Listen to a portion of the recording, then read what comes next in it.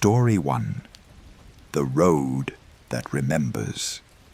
Marcus Chen had been driving the I-80 corridor through Nevada for 12 years, hauling everything from electronics to frozen goods across the desolate stretch between Winnemucca and Elko. The route was his bread and butter, a relatively easy haul that he could do in his sleep. At 43, with over 1 million miles under his belt, Marcus prided himself on knowing every rest stop, every diesel station, and every quirk of the western highways. He'd driven through blizzards, sandstorms, and fog so thick it turned his headlights into useless beams of diffused light. Nothing rattled him anymore, or so he thought, until that November night in 2019. The load was standard: automotive parts headed for a warehouse in Salt Lake City, and Marcus had left Reno just after sunset. The weather report promised clear skies, and the CB radio chattered with the usual mix of traffic updates and lonely drivers killing time with conversation. He'd grabbed coffee and a sandwich at the Flying J, topped off his fuel tanks, and settled in for the 5-hour drive. The dashboard clock read 8:47 p.m. when he merged onto I-80 East, the massive Peterbilt humming smoothly beneath him. Around mile marker 203, roughly 40 miles east of Winnemucca, Marcus noticed the traffic had thinned to almost nothing. This wasn't unusual for a Tuesday night, but something about the emptiness felt different, more pronounced. The last vehicle he'd seen was a pickup truck that had exited at Golconda 15 minutes earlier. Now it was just him, his rig, and the endless ribbon of asphalt cutting through the high desert. The temperature had dropped to 32 degrees, and a thin mist was beginning to form in the low areas, creating ghostly patches that his headlights would suddenly illuminate. That's when he saw the boy standing on the shoulder. Marcus spotted him maybe 300 yards ahead, illuminated in the glow of his running lights. A kid, maybe 10 or 12 years old, wearing what looked like old-fashioned clothes, a flat cap, suspenders, and knickers. The boy was just standing there, perfectly still, facing the highway. Marcus immediately began to slow down, his mind racing through the possibilities. What the hell was a kid doing out here alone at night in near-freezing temperatures? The nearest town was miles away. He brought the rig to a complete stop about 50 feet from where the boy stood, activated his hazard lights, and grabbed his heavy-duty flashlight. The CB radio crackled with static as he climbed down from the cab, his boots crunching on the gravel shoulder. The cold bit at his exposed skin, and his breath came out in visible puffs. "Hey there, buddy," Marcus called out, approaching cautiously. "You okay? Where are your parents?" The boy didn't respond, didn't even turn his head. He just continued staring at the highway, his small hands hanging at his sides. As Marcus got closer, he could see the kid's clothes were definitely from another era, like something you'd see in a history book about the 1920s. The fabric looked worn but oddly pristine, as if it had been preserved somehow. "Son, are you hurt?" Marcus tried again, now only about 20 feet away. The flashlight beam caught the side of the boy's face, and Marcus felt his stomach drop. The skin was gray, waxy, and the eyes were completely white. No pupils, no irises, just solid, milky orbs that somehow still seemed to be looking at something. Before Marcus could process what he was seeing, the boy's mouth opened impossibly wide, far wider than any human jaw should allow, and a sound came out that Marcus would later struggle to describe. It wasn't a scream or a moan, but something between a wail and the sound of metal scraping against metal. The noise pierced through the desert silence and seemed to vibrate in Marcus's chest cavity. He stumbled backward, his boot catching on loose gravel, nearly falling. When he looked up again, the boy was gone. Not running away, not hiding, just gone, as if he'd never been there at all. Marcus swept his flashlight back and forth across the shoulder, the beam shaking from his trembling hands. Nothing. Empty highway, empty desert, empty night. His heart hammering, Marcus quickly returned to his cab, locked the doors, and sat there for a full minute, trying to steady his breathing. He checked his mirrors obsessively, half expecting to see that pale face staring up at him from beside the truck. The CB radio erupted with a burst of distorted voices, words he couldn't quite make out, before returning to static. Deciding he needed to get the hell away from that spot, Marcus released the air brakes and started rolling forward. He'd report what he saw at the next truck stop, maybe call the highway patrol. But as his speed climbed back to 65 miles per hour, he glanced at his GPS unit and felt ice water flood his veins. According to the GPS, he was at mile marker 203, the exact same location where he'd stopped. But that was impossible. He'd been driving for at least 3 minutes, should have covered at least 3 miles. He looked at the dashboard clock, 8:47 p.m. The same time as when he'd first merged onto I-80. Marcus's mouth went dry. He pressed harder on the accelerator, watching his speedometer climb to 70. The mile markers began appearing in his headlights. 203. Then a minute later, 203 again. Then 203 again. The highway looked identical, the same curves, the same patches of mist, the same arrangement of reflective posts along the shoulder. And then he saw the boy again, standing in the exact same spot, wearing the same clothes, in the same position. Marcus didn't slow down this time. He gripped the steering wheel and kept his eyes fixed straight ahead, refusing to look as he passed. But in his peripheral vision, he saw the boy's head rotate to follow the truck, turning a full 180 degrees in a movement that no human neck could achieve. The radio exploded with noise again, and this time Marcus could make out fragments of speech. Multiple voices overlapping, some sounding panicked, others eerily calm. Can't get past marker 203. Seen him 3 times now. How long have I been driving? Please, someone help. Marcus fumbled for the radio handset, his hands shaking so badly he nearly dropped it. This is eastbound on I-80. Anyone out there? I need help. Something's wrong with this road. Nothing but static, and those distant, desperate voices responded. 20 minutes passed, or what felt like 20 minutes, and Marcus passed mile marker 203 at least 8 more times. Each time, the boy was there, always in the same spot, always turning his head in that impossible way. The dashboard clock still read 8:47 p.m. The fuel gauge hadn't moved. Nothing had changed except Marcus's mounting terror. On what might have been the 10th or 15th loop, Marcus noticed something new. There were other trucks parked on the shoulder now, spread out over what should have been a mile of highway, but all seemed to exist in the same repeating space. 5, maybe 6 big rigs, all with their lights on, all sitting motionless. He couldn't see anyone in the cabs. The boy was standing directly in the middle of the eastbound lane now, forcing Marcus to swerve into the westbound side to avoid him. As he passed, the boy's mouth opened again, and this time Marcus heard words in that metallic, scraping voice. You can't leave. None of you can leave. Something inside Marcus snapped. Years of long-haul driving, of pushing through exhaustion and loneliness, of maintaining iron discipline, had built up reserves of stubbornness that now kicked in. He yanked the truck to a stop, threw it into park, and grabbed the tire iron from behind his seat. If he was stuck in some kind of nightmare loop, he was going to confront it directly. He jumped down from the cab and marched toward where the boy had been standing.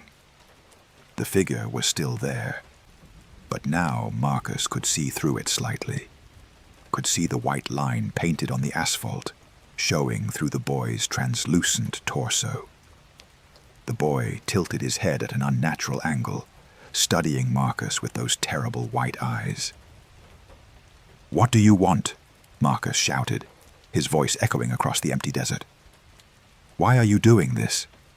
The boy's mouth moved, and that scraping voice responded, but the words came out slow and distorted, like a recording played at the wrong speed. "Accident, 1927. School bus. Ice. 17 children. We're still here. We're always here." Images flooded Marcus's mind, not his own memories, but something being projected directly into his consciousness. A school bus from the 1920s, sliding on black ice on this very stretch of road. The vehicle tumbling down an embankment, small bodies scattered across the desert. And then something else, something darker. These children hadn't just died, they'd been trapped. Their final moments of terror somehow imprinted on this location, creating a loop that captured anyone who passed through at the right time, or the wrong time. "How do I get out?"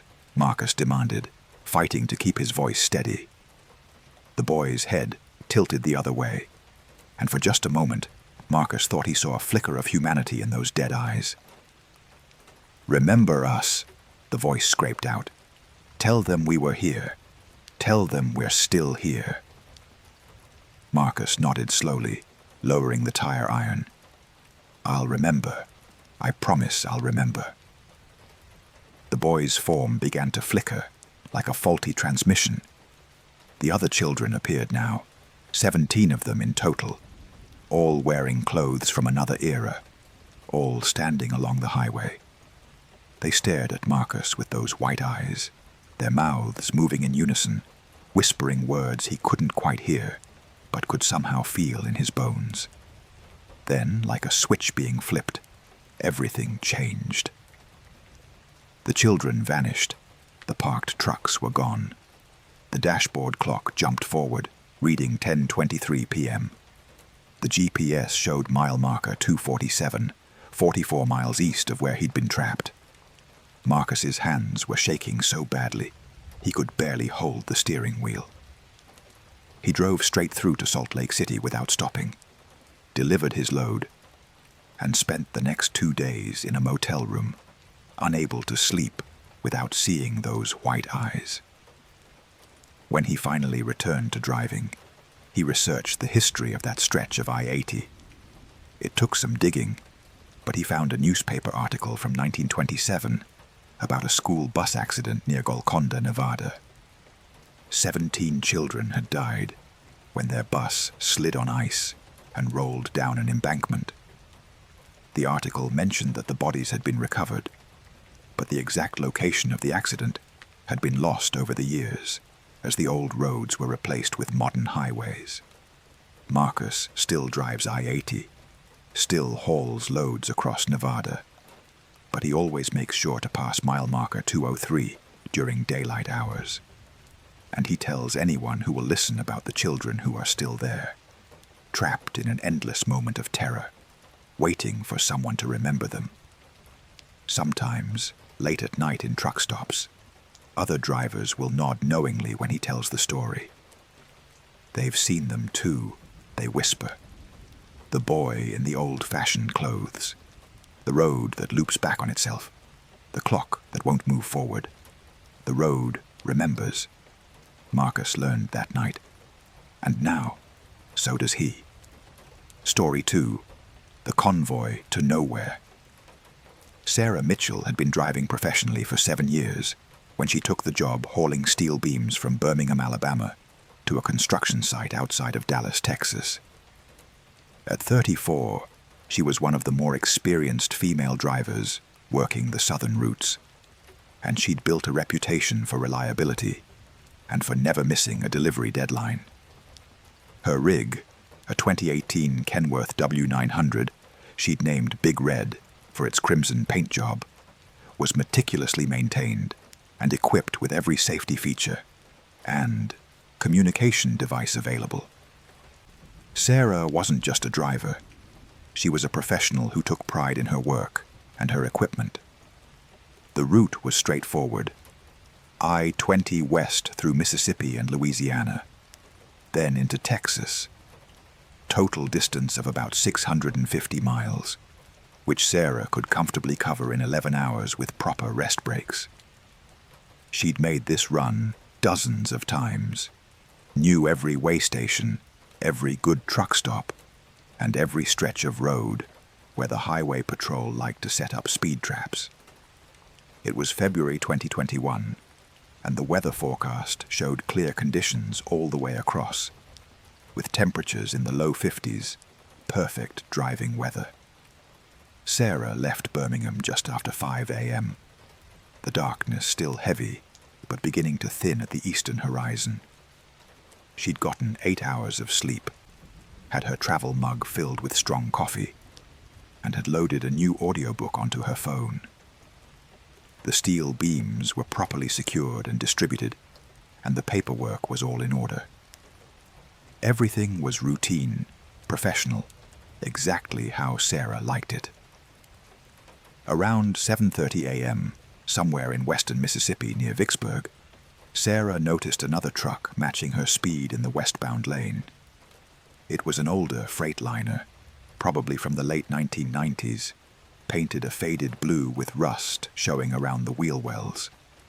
Not unusual to have another truck keeping pace. It was actually kind of nice to have company on the long stretches. The CB radio crackled to life. "Hey there, Kenworth. This is Blue Dog running alongside you. How's your morning going?" Sarah picked up the handset. "Morning, Blue Dog. This is Red Wing.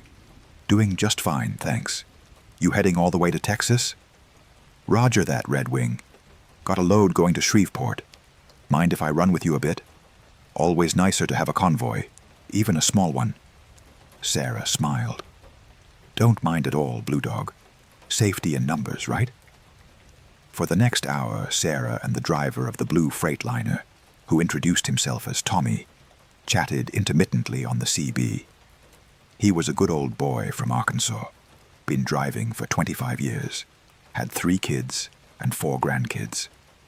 His voice had that weathered quality that came from years of smoking and talking into CB radios. Nothing about the conversation was unusual or concerning.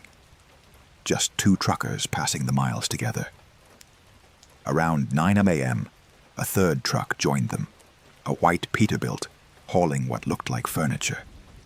The driver, who called herself Mama Bear, had a thick Texas accent and a booming laugh. Then a fourth truck, a Mack with a refrigerated trailer, driven by someone using the handle Iceman. By 9:30, there were 8 trucks running together in the westbound lane of I-20, all maintaining the same speed, all chatting occasionally on the CB.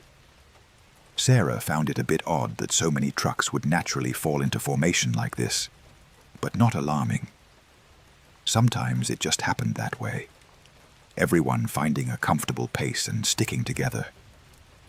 It was actually kind of pleasant, seeing the line of big rigs stretching out ahead of her in the mirrors, moving together like a mechanical herd.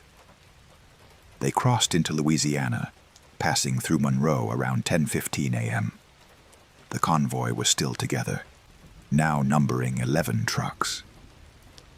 The CB chatter had died down a bit, but occasionally someone would call out a speed trap or a piece of road debris. Sarah checked her GPS, confirmed she was making good time, and settled into the rhythm of the drive. That's when she noticed they'd passed the same billboard 3 times in 20 minutes. It was advertising a personal injury lawyer, the kind of gaudy sign you see all over the South, with a smiling attorney pointing at the viewer and promising maximum compensation. But Sarah was certain she'd seen this exact billboard, same lawyer, same pose, same phone number, at least 3 times now. She checked her GPS again. According to the unit, she was at mile marker 167, just west of Monroe, exactly where she should be. but something felt wrong. "Hey, convoy, this is Red Wing," Sarah called into the CB. "Any of you guys notice anything strange about this stretch of road?" Static, then Tommy's voice from the blue Freightliner. "Now that you mention it, Red Wing, I feel like I've been seeing the same stuff go by. Thought I was just zoning out." Mama Bear's voice joined in. "Oh, thank God. I thought I was losing my mind. I've definitely seen that same water tower like 4 times. The CB erupted with multiple voices now, all of the drivers in the convoy confirming they'd been noticing repetition. The same landmarks, the same exits, the same trees in the same patterns. Iceman, the driver of the refrigerated Mac, said his GPS was showing mile marker 167, same as Sarah's. Another driver said his GPS showed mile marker 172. A third said her unit was frozen at mile marker 165. Sarah felt her chest tighten. She looked at her dashboard clock. 10:34 a.m. She looked at her phone clock. 10:34 a.m. She watched for a full minute, and neither clock advanced. Both stayed frozen at 10:34. "Convoy, check your clocks," Sarah said into the CB, trying to keep her voice calm. "Tell me what time you've got." The responses came back quickly. 10:34, 10:41, 10:29, 10:34.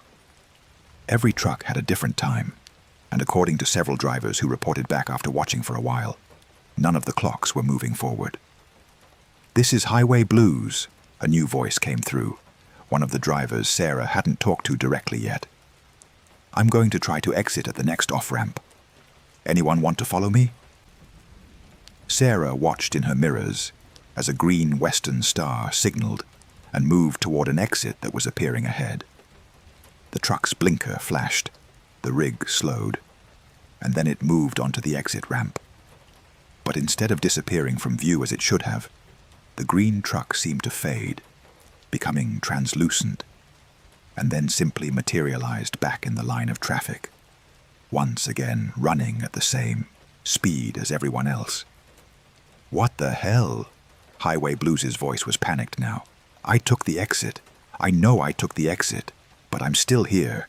I'm still in the goddamn convoy." Several other drivers tried the same thing.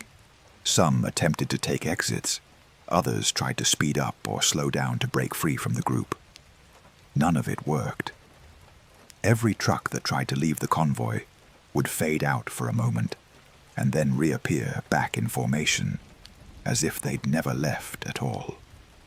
The CB radio was filled with confused, frightened voices now, all talking over each other. "Everyone shut up," Sarah shouted into the handset, using her command voice. "One at a time. We need to think this through. I'm Red Wing, Kenworth at the back of the pack. Sound off by position. Lead truck, who are you?" "This is Midnight Rider, black Peterbilt with chrome stacks. I'm in front." Sarah had everyone identify themselves by position in the convoy. 13 trucks total now, though Sarah couldn't remember when the 12th and 13th had joined. The line stretched out ahead of her, and in her mirror, she could see the last few trucks behind. Except, that didn't make sense. She'd identified as being at the back, but there were clearly trucks behind her. "Red Wing, this is Midnight Rider. You said you were at the back, but I'm seeing you in my mirror about 7 trucks behind me." Sarah's blood ran cold. "That's impossible. I can see you way up at the front." Other drivers started reporting similar impossibilities. Trucks that should have been ahead were behind. Trucks on the left were somehow also on the right. The convoy had become something that didn't follow normal spatial rules, a loop that folded in on itself. Then the road itself began to change.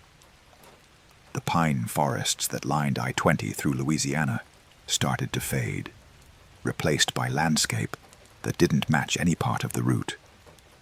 Sarah saw red desert that looked like Arizona, then snow-covered mountains like Colorado.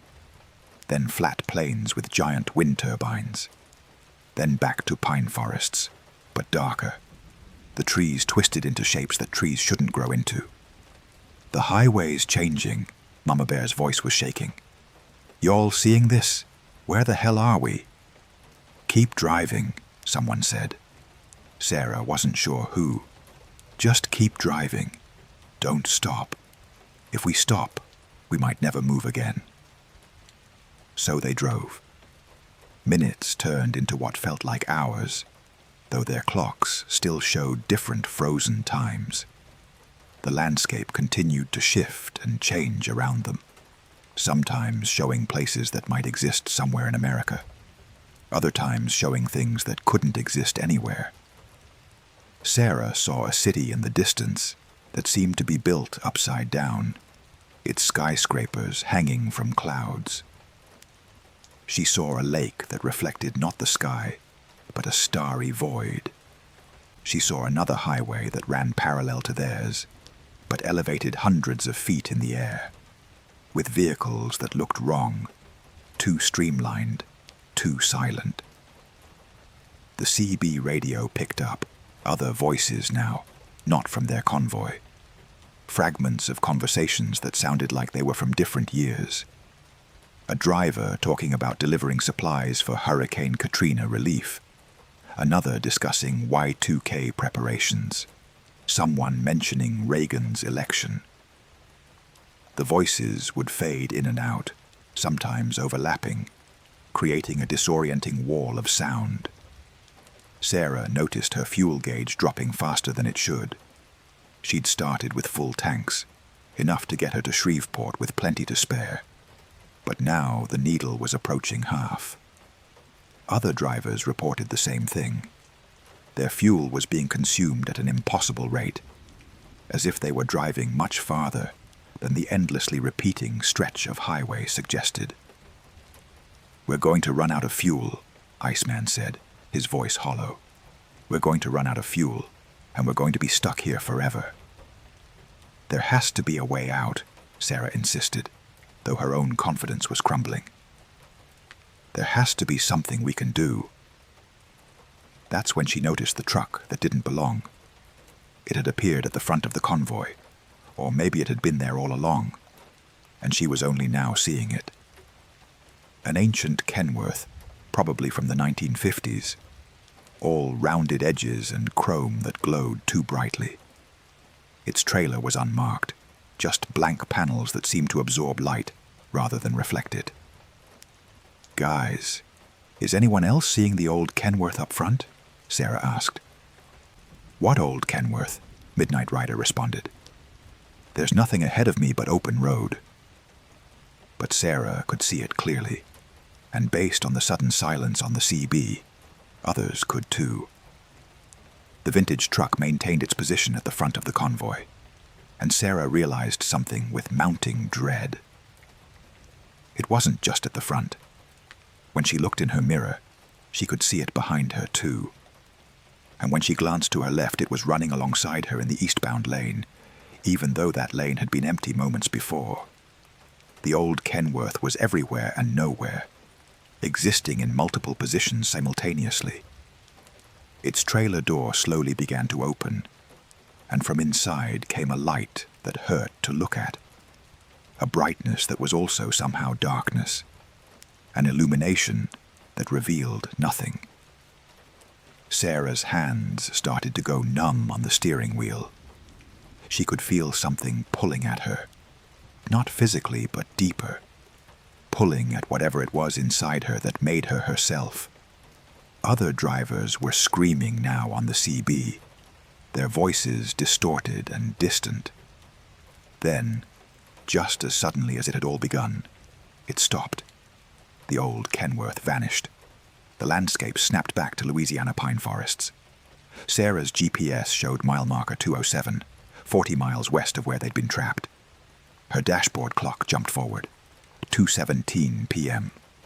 Nearly 4 hours had passed, though it had felt like days. The convoy was breaking up. Trucks were taking different exits, speeding up or slowing down, desperate to get away from each other. The CB radio was silent, except for static. Sarah checked her fuel gauge. It showed 1/8 of a tank, despite having had 3/4 when the incident started. Her truck had somehow consumed nearly 500 miles worth of diesel, while covering only 40 miles of highway. She pulled into the next truck stop, her hands still shaking, and found 3 other trucks from the convoy already parked there. The drivers were standing outside their cabs, looking dazed and traumatized. None of them spoke to each other at first, just stood there in the cold February afternoon, trying to process what had happened. Finally, Tommy, the driver of the blue Freightliner, broke the silence. "My company's GPS tracking shows I've been offline for 4 hours. They've been trying to reach me, but my logs show I covered the distance I was supposed to cover. How is that possible?" None of them had an answer. Sarah checked her own electronic logs and found the same thing. The time gap existed in their communication and tracking systems, but their official logs showed a normal, continuous drive, as if their trucks had been in 2 places at once, driving both the normal route and that other highway, the one that led nowhere and everywhere. Sarah eventually completed her delivery to Dallas, but she never took a load on I-20 again. She switched to northern routes, even though they paid less and had worse weather. She couldn't risk encountering that convoy again, that impossible line of trucks driving through places that shouldn't exist toward destinations they'd never reach. Sometimes, late at night, she'll scan through CB channels and hear voices that sound familiar. Tommy's Arkansas drawl, Mama Bear's Texas boom, Iceman's careful, measured speech. But when she tries to respond, they never answer, and she wonders if maybe some of those trucks never really made it back, if some part of them is still out there, still running in that eternal convoy, forever approaching mile marker 167, but never quite arriving. Story 3. The Dalton Highway Thing. Robert Bear Johansson had been running loads to Alaska's North Slope for 16 years, making the brutal 414-mile journey up the James W. Dalton Highway from Fairbanks to Dead Horse more times than he could count. At 51, with a thick beard that had gone mostly gray and hands scarred from years of chain repairs and tire changes in sub-zero temperatures, Bear was a legend among ice road truckers.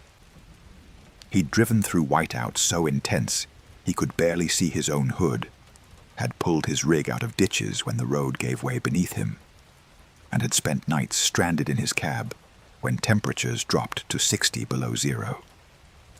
The Dalton wasn't a highway. It was a 400-mile-long battle against nature, and Bear had won that battle more times than most. December 2018 brought conditions that were extreme even by Alaskan standards. Temperatures were hovering around -45, and the forecast called for occasional snow squalls that could drop visibility to 0 in seconds. Bear was hauling drilling equipment to Prudhoe Bay, 48,000 pounds of steel and machinery strapped down on his flatbed. He'd checked and double-checked everything at the yard in Fairbanks: tire chains, fuel additives to keep the diesel from gelling, emergency supplies including a cold-weather sleeping bag, 2 weeks of food, and extra fuel.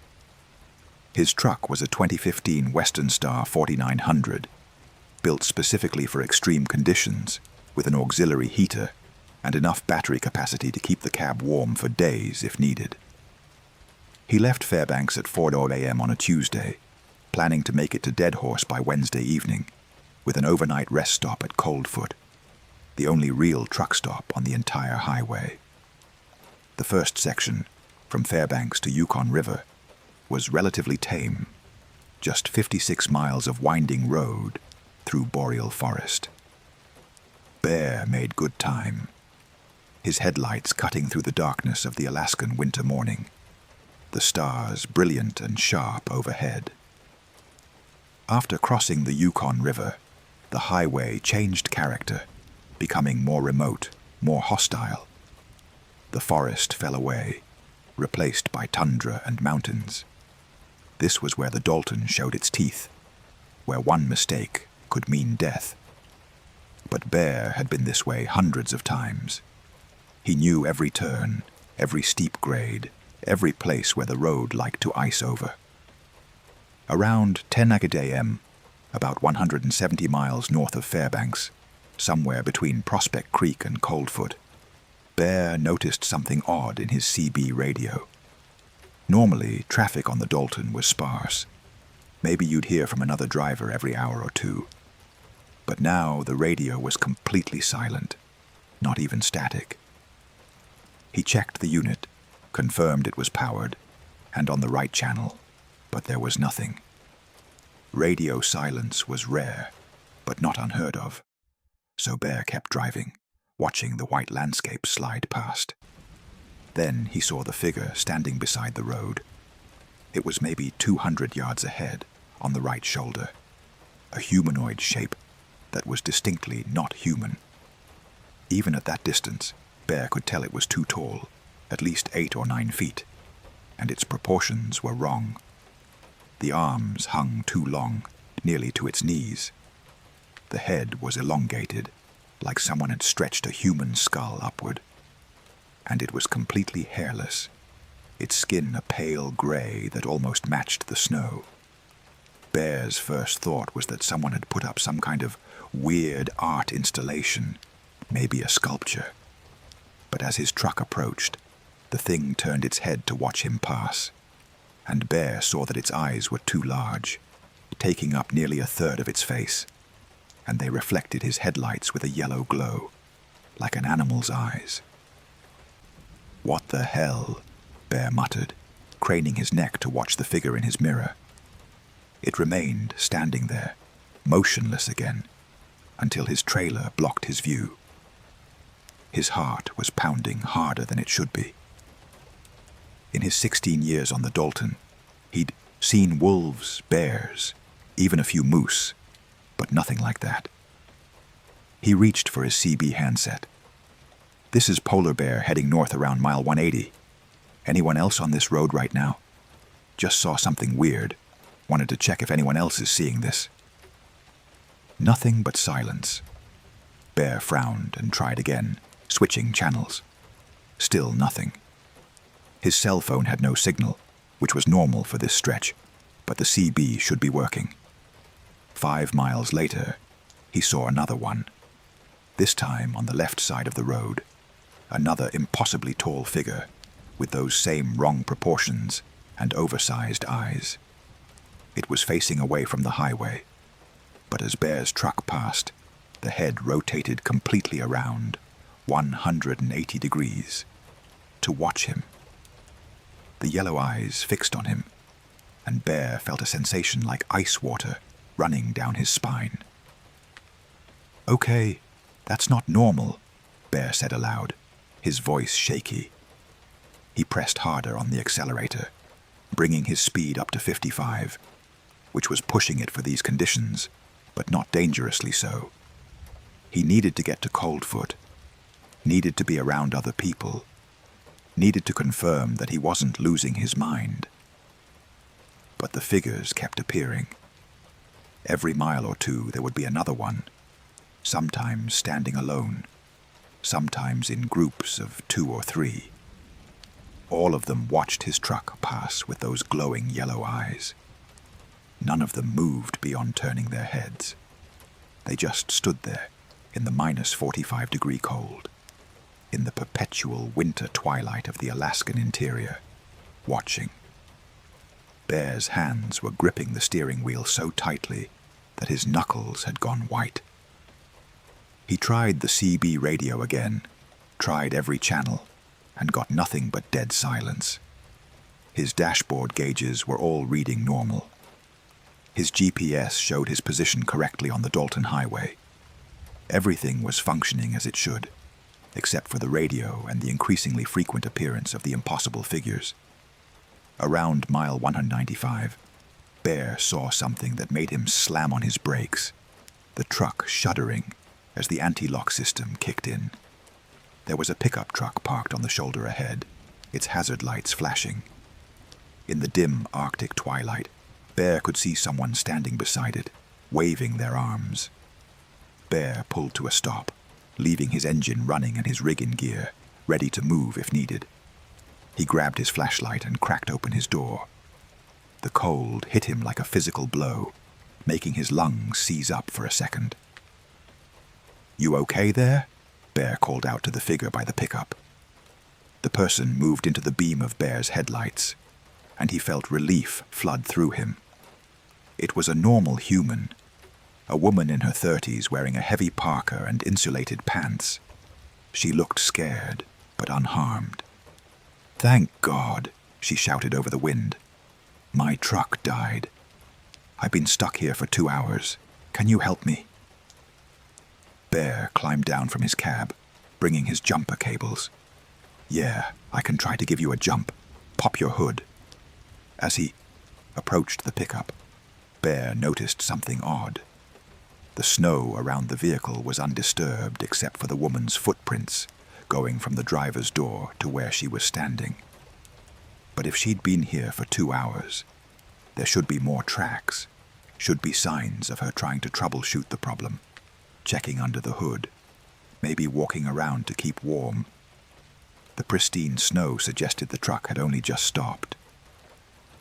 "What happened to it?" Bear asked, connecting his cables to the pickup's battery. "I don't know," the woman said, and Bear realized her voice had a strange quality to it, flat and emotionless, despite her scared expression. "It just stopped working, and then I saw them." Bear's head snapped up. "Saw what?" "The tall things, standing in the snow, watching me." Bear felt his chest tighten. "You saw them too? The tall, grey things with the big eyes?" The woman nodded, but her movements were jerky, unnatural, like a puppet being manipulated by someone still learning how to use the strings.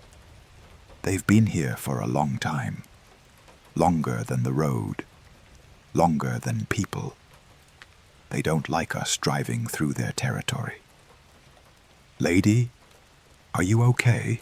Bear asked, taking a step back. Something was very wrong with this situation. The woman's head tilted to the side, far too far, her neck bending at an angle that should have been impossible.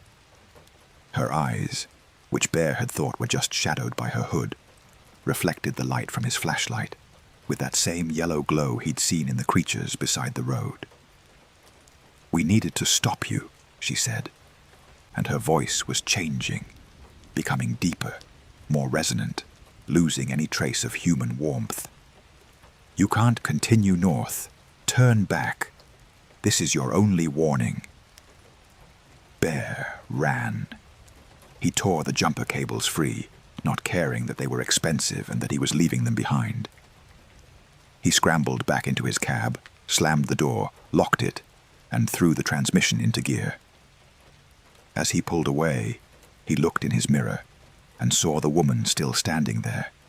But now her form was shimmering, becoming translucent, and behind her, 3 of the tall grey figures were visible, their eyes glowing in the darkness. His truck roared down the highway, Bear pushing the speed up to 60, which was insane for these conditions, but he didn't care. He had to get away from whatever that thing was.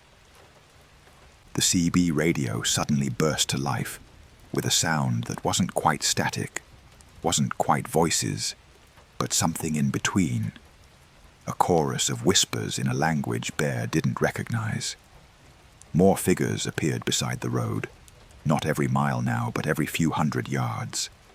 Dozens of them, all watching, all turning their heads to track his progress.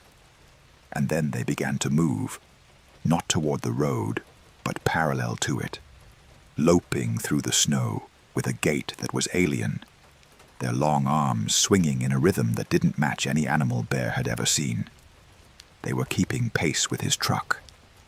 Bear pushed his speed to 65, The figures matched his speed effortlessly, their movements barely disturbing the snow.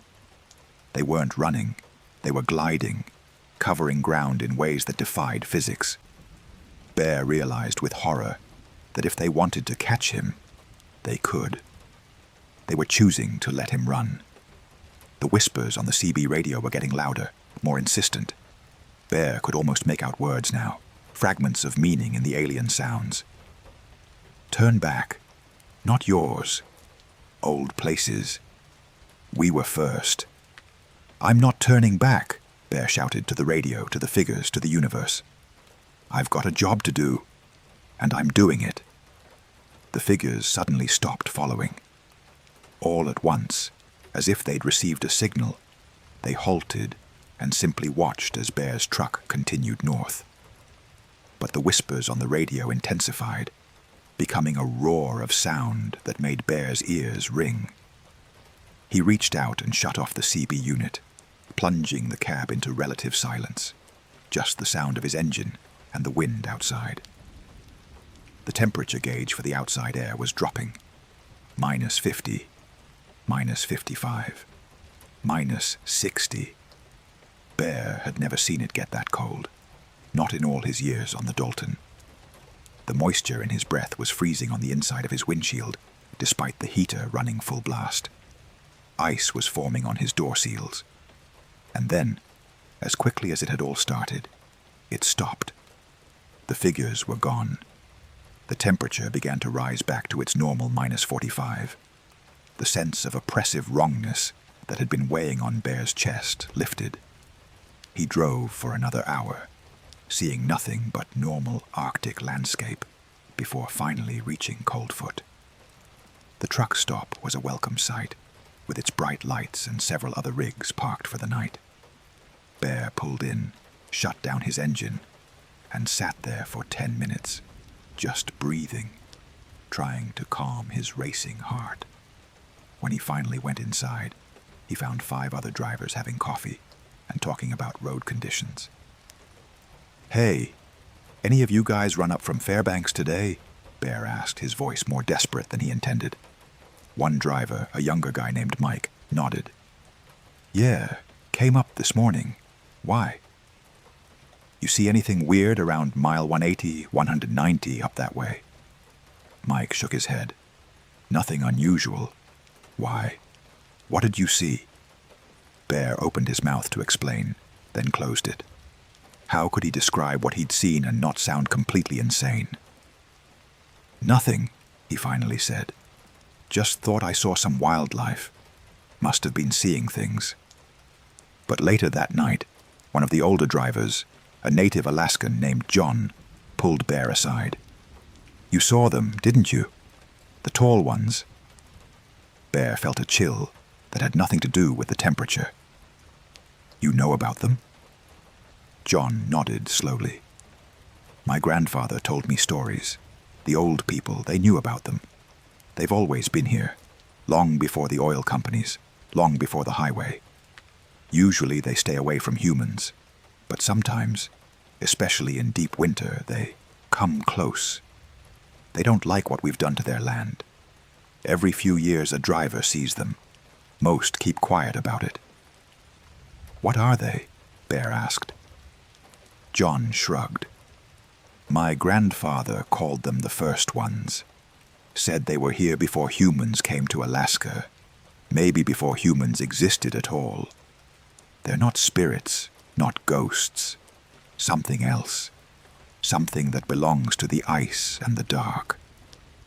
Bear completed his delivery to Deadhorse the next day, the trip uneventful and normal. But on the return journey, when he passed through that same stretch of highway, around mile 180, he saw them again. Just briefly, just for a moment, 3 tall figures standing on a ridge overlooking the road, watching. They didn't approach, didn't follow. They just watched. Bear still drives the Dalton Highway. It's his livelihood, his calling, the thing he's best at in this world. But he drives differently now, with a respect that goes beyond the usual caution required by the extreme conditions. He knows he's not alone out there, that the empty wilderness isn't actually empty. Something else lives in the deep cold, something old and strange and decidedly inhuman. And sometimes, late at night in his sleeper berth, with the northern lights dancing overhead, he hears whispers on the CB radio, even when it's switched off. The same alien sounds, the same fragments of meaning. They haven't told him to turn back again, but he knows they're still watching, still waiting, still there in the endless Arctic night. The Dalton Highway has rules, Bear learned. Rules about maintenance and safety and weather. But it also has older rules, ones that have nothing to do with the Department of Transportation. And if you want to keep driving that road, you'd better respect both sets of rules equally. Story 4. The Mirror Truck. Daniel Reeves had been driving for Anderson Logistics out of Phoenix for 9 years, primarily running loads between Arizona and California, with occasional trips up to Nevada or down to New Mexico. At 37, he was comfortable with his routes, comfortable with his equipment, and comfortable with the rhythm of life on the road. He wasn't looking for adventure or excitement. He just wanted to do his job well, make decent money, and get home to his apartment in Tempe for his days off. His rig was a 2017 Freightliner Cascadia, white with blue company stripes, pulling a standard dry van trailer. Nothing fancy, nothing special, just a solid, reliable truck. On a warm evening in May 2020, Daniel picked up a load in El Centro, California, near the Mexican border. The cargo was agricultural equipment parts, headed for a warehouse in Phoenix, a straightforward run-up I-8 east through Yuma and across the desert. The total distance was only about 200 miles, an easy 4-hour drive that would have him back at the Phoenix terminal before midnight. The sun was setting as Daniel pulled out of the loading dock, painting the desert sky in brilliant oranges and purples. He made his way through El Centro and onto I-8, settling into his lane and setting his cruise control at 67 miles per hour, just under the truck speed limit, but fast enough to make good time. The highway cut through the Algodones dunes, a dramatic landscape of sand and sparse vegetation that looked almost lunar in the fading light. Traffic was moderate, the usual mix of cars, SUVs, and the occasional big rig. About 30 miles east of El Centro, just as full darkness was settling in, Daniel noticed another truck in his mirror. It was maybe a quarter-mile back. Another white Freightliner Cascadia, pulling what looked like a dry van trailer. Even at that distance, something about it looked familiar, but Daniel couldn't quite place why. Maybe it was another Anderson Logistics truck, though the company only ran about 20 rigs, and Daniel knew most of the other drivers' schedules. Over the next few miles, the truck behind him gradually closed the distance, not speeding exactly, just maintaining a slightly faster pace. This wasn't unusual. Drivers often ended up running in loose convoys, with trucks maintaining similar speeds. But as the truck got closer, Daniel felt a growing sense of unease. In his mirror, he could see the truck was identical to his.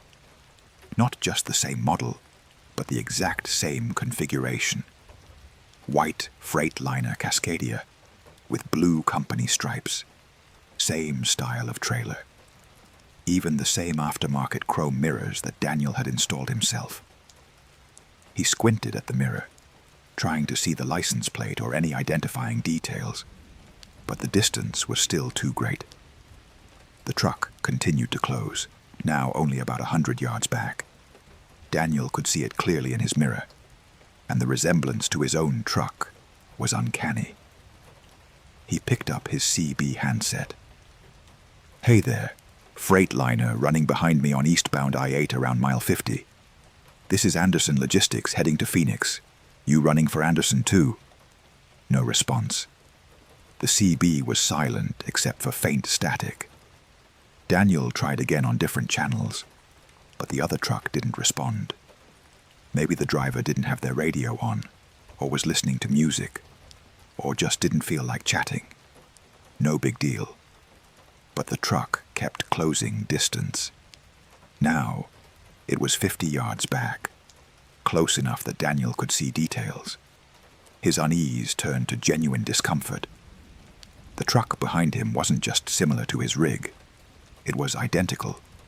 Same model year, same color scheme, same company markings, even the same small dent in the driver's side fender that Daniel had gotten 2 months ago backing into a loading dock. "Okay, that's weird," Daniel muttered. He pressed his accelerator, bringing his speed up to 72, pushing the limit, but not going fast enough to attract attention from highway patrol. The truck behind him matched his speed exactly, maintaining the same 50-yard gap. Daniel tried the CB again. "Freightliner behind me. You're kind of freaking me out, buddy. Can you back off a bit?" Silence. But in his mirror, he saw the other truck's headlights flash once, twice, 3 times. It wasn't a friendly acknowledgement. Something about the pattern felt mocking. The highway stretched ahead through the darkness, and Daniel realized with a start that he hadn't seen any other vehicles for several minutes. The moderate traffic that had been around him had somehow disappeared. It was just him and the mirror truck on this stretch of desert highway.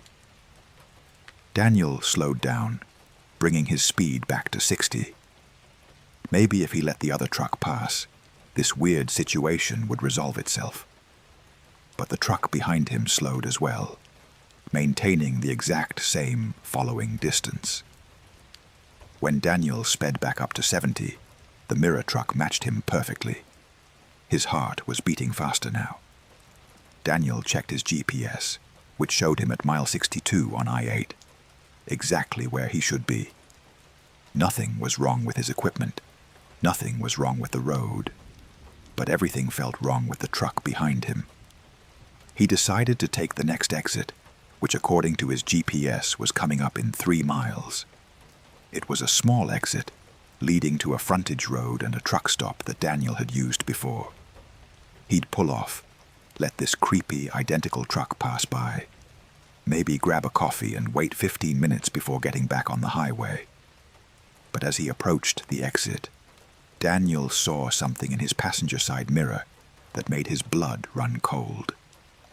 There was another identical truck running alongside him in the right lane, matching his speed perfectly.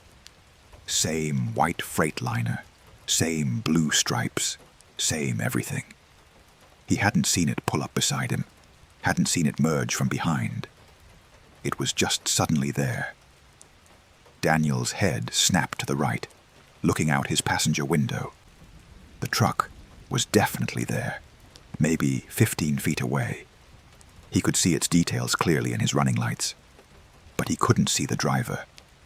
The cab appeared to be empty, or filled with darkness so complete that it absorbed all light. "What the hell is happening?" Daniel's voice was shaky. He looked in his driver's side mirror and saw a third identical truck, now running alongside him on the left, in the passing lane.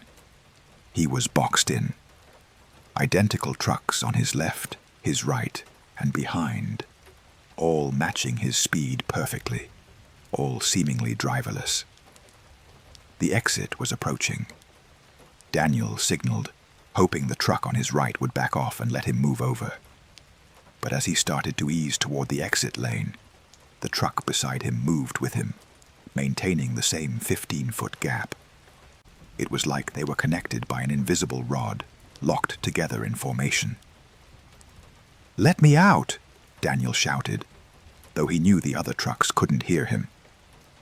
He tried to slow down more dramatically, tapping his brakes. All 3 mirror trucks matched his deceleration perfectly. He tried to speed up, and they matched that too.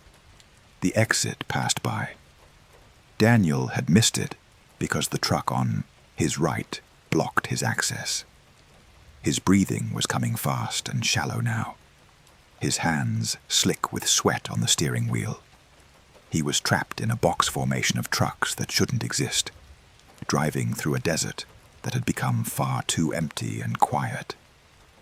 Then the trucks began to change. It was subtle at first. The blue company stripes on the mirror truck started to fade, becoming lighter, almost white. Then the white paint of the cabs began to darken, shifting toward gray. Daniel watched in horror as the trucks transformed, their colors inverting, becoming negative images of his own rig. Dark cabs with light stripes, like photographs that had been reversed. The CB radio crackled to life, and Daniel's own voice came through the speaker. "What the hell is happening?" It was exactly what he'd said 30 seconds earlier. His voice, his inflection, but coming from outside his cab. The radio crackled again, and he heard himself say, "Let me out." The mirror trucks were playing back his words, echoing his fear with his own voice. "Stop it!" Daniel screamed. Who are you? What do you want?" All three mirror trucks flashed their headlights in unison, and the CB exploded with noise. Not his voice this time, but a cacophony of voices, hundreds of them, all speaking over each other. Male voices, female voices, old and young, all panicked, all desperate. "I can't get away. They're all around me. It won't let me stop. How long have I been driving? Someone please help." These were other drivers, Daniel realized. Other truckers who had encountered whatever this was. Their voices trapped somehow in these impossible vehicles, echoing across time and space. The highway ahead began to look strange. The pavement was the same, the white and yellow lines still visible, but the desert on either side was changing. The sparse vegetation was becoming thicker, lusher, then dying back to nothing but sand, then transforming into something that looked like jungle, then back to desert, but with cacti that were twisted and wrong, their arms reaching toward the highway like grasping fingers. Daniel's fuel gauge was dropping rapidly. He'd filled up in El Centro, should have plenty of fuel to reach Phoenix, but the needle was already at 3/4 and falling as he watched. It was as if he'd been driving for hours instead of the 40 minutes that had actually passed. One of the voices on the CB radio separated from the others, becoming clearer. It was an older man, his voice rough and tired. "You're in the mirror space now, son. I've been here for I don't know how long. Time doesn't work right. You drive and drive, but you never get anywhere. The trucks, they feed on our movement, our energy. They're not trucks at all, just things that look like trucks, because that's what we expect to see." "How do I get out?" Daniel shouted at the radio. "I don't know if you can," the voice responded. "I tried everything. Nothing works. They just keep you driving, keep you burning fuel, keep you trapped between one place and another." Daniel refused to accept that. He'd been in tight situations before, had dealt with equipment failures and bad weather and aggressive drivers. There had to be a way out of this. He just had to think. He noticed that while the trucks on his sides and behind matched his movements perfectly, they did it with a tiny delay, maybe a 1/4 second. They were mirroring him, which meant they had to react to what he did. They couldn't anticipate. Daniel made his decision. He grabbed his steering wheel firmly, took a deep breath, and yanked it hard to the right, while simultaneously slamming on his brakes. His truck lurched violently toward the shoulder, tires screaming, the anti-lock brakes pulsing under his foot. The mirror truck on his right reacted, but that 1/4 second delay meant it couldn't move out of the way in time.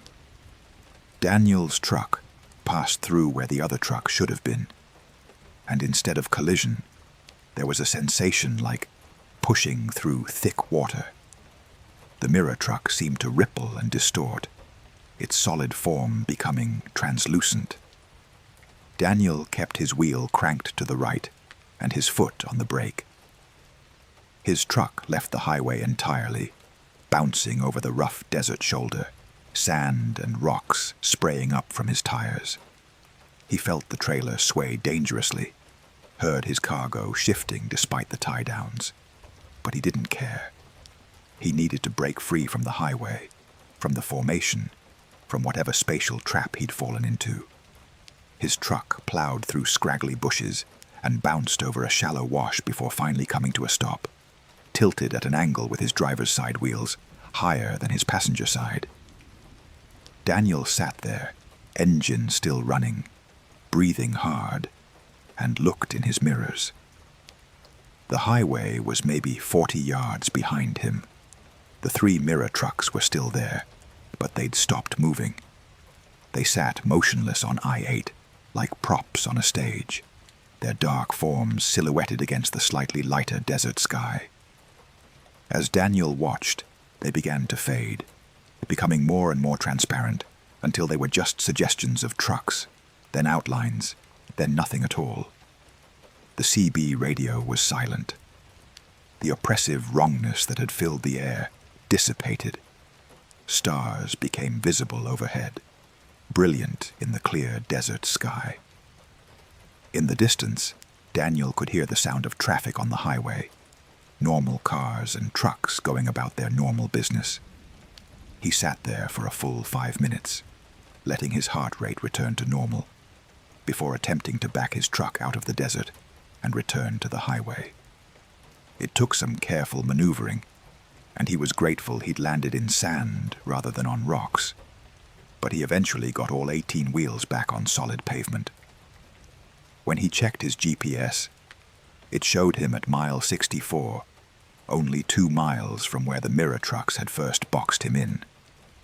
But according to his dashboard clock, 45 minutes had passed. His fuel gauge was sitting at just under half full, having lost nearly 40% of his fuel capacity in less than an hour of driving. Daniel continued to Phoenix, completing his delivery without further incident. But he wrote up a detailed report of what had happened and submitted it to his company, expecting to be laughed at or told he needed to take some time off. Instead, the safety director, a woman in her 50s who'd been with Anderson Logistics for 20 years, read his report carefully and then pulled him into her office. "You're not the first driver to report something like this," she told him. "Over the years, we've had 3 other incidents on I-8, all in that same general area, all involving trucks that seem to mirror or follow the driver in impossible ways. We don't talk about it much because it sounds crazy, and we don't want to scare the other drivers. But it's real. Or at least, something real is happening, even if we can't explain it." "What causes it?" Daniel asked. She shook her head. "No idea. One theory is that it's some kind of glitch in reality, a place where the normal rules don't quite apply. Another driver who experienced it talked to a physicist friend, and the friend mentioned something about quantum mirror states, the idea that for every choice we make, there's a mirror reality where we made the opposite choice. Maybe on that stretch of highway, the mirrors get too close to our reality, and our vehicles get reflected into their space." Daniel wasn't sure he believed in quantum mirror states or parallel realities, but he couldn't deny what he'd experienced.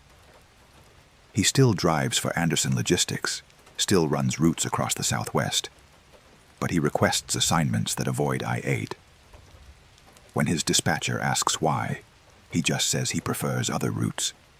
Most of the time they accommodate him. But sometimes, on other highways, in other states, Daniel will glance in his mirror and see a white Freightliner with blue stripes running behind him, and his heart will skip a beat. Then he'll realize it's a different model, or a different company, or it will pass him, and he'll see a normal driver in the cab, and he'll relax. But that momentary fear never quite goes away. The knowledge that somewhere out there, on some quantum-thin boundary between here and elsewhere, the mirror trucks are still driving, still waiting for another driver to trap between one reality and another. Story 5. The Broadcast. Jennifer Walsh had been driving a 2019 Volvo VNL 780 for Midwest Transport for 5 years, primarily running loads between Chicago and Denver, with occasional trips down to Kansas City or up to Minneapolis.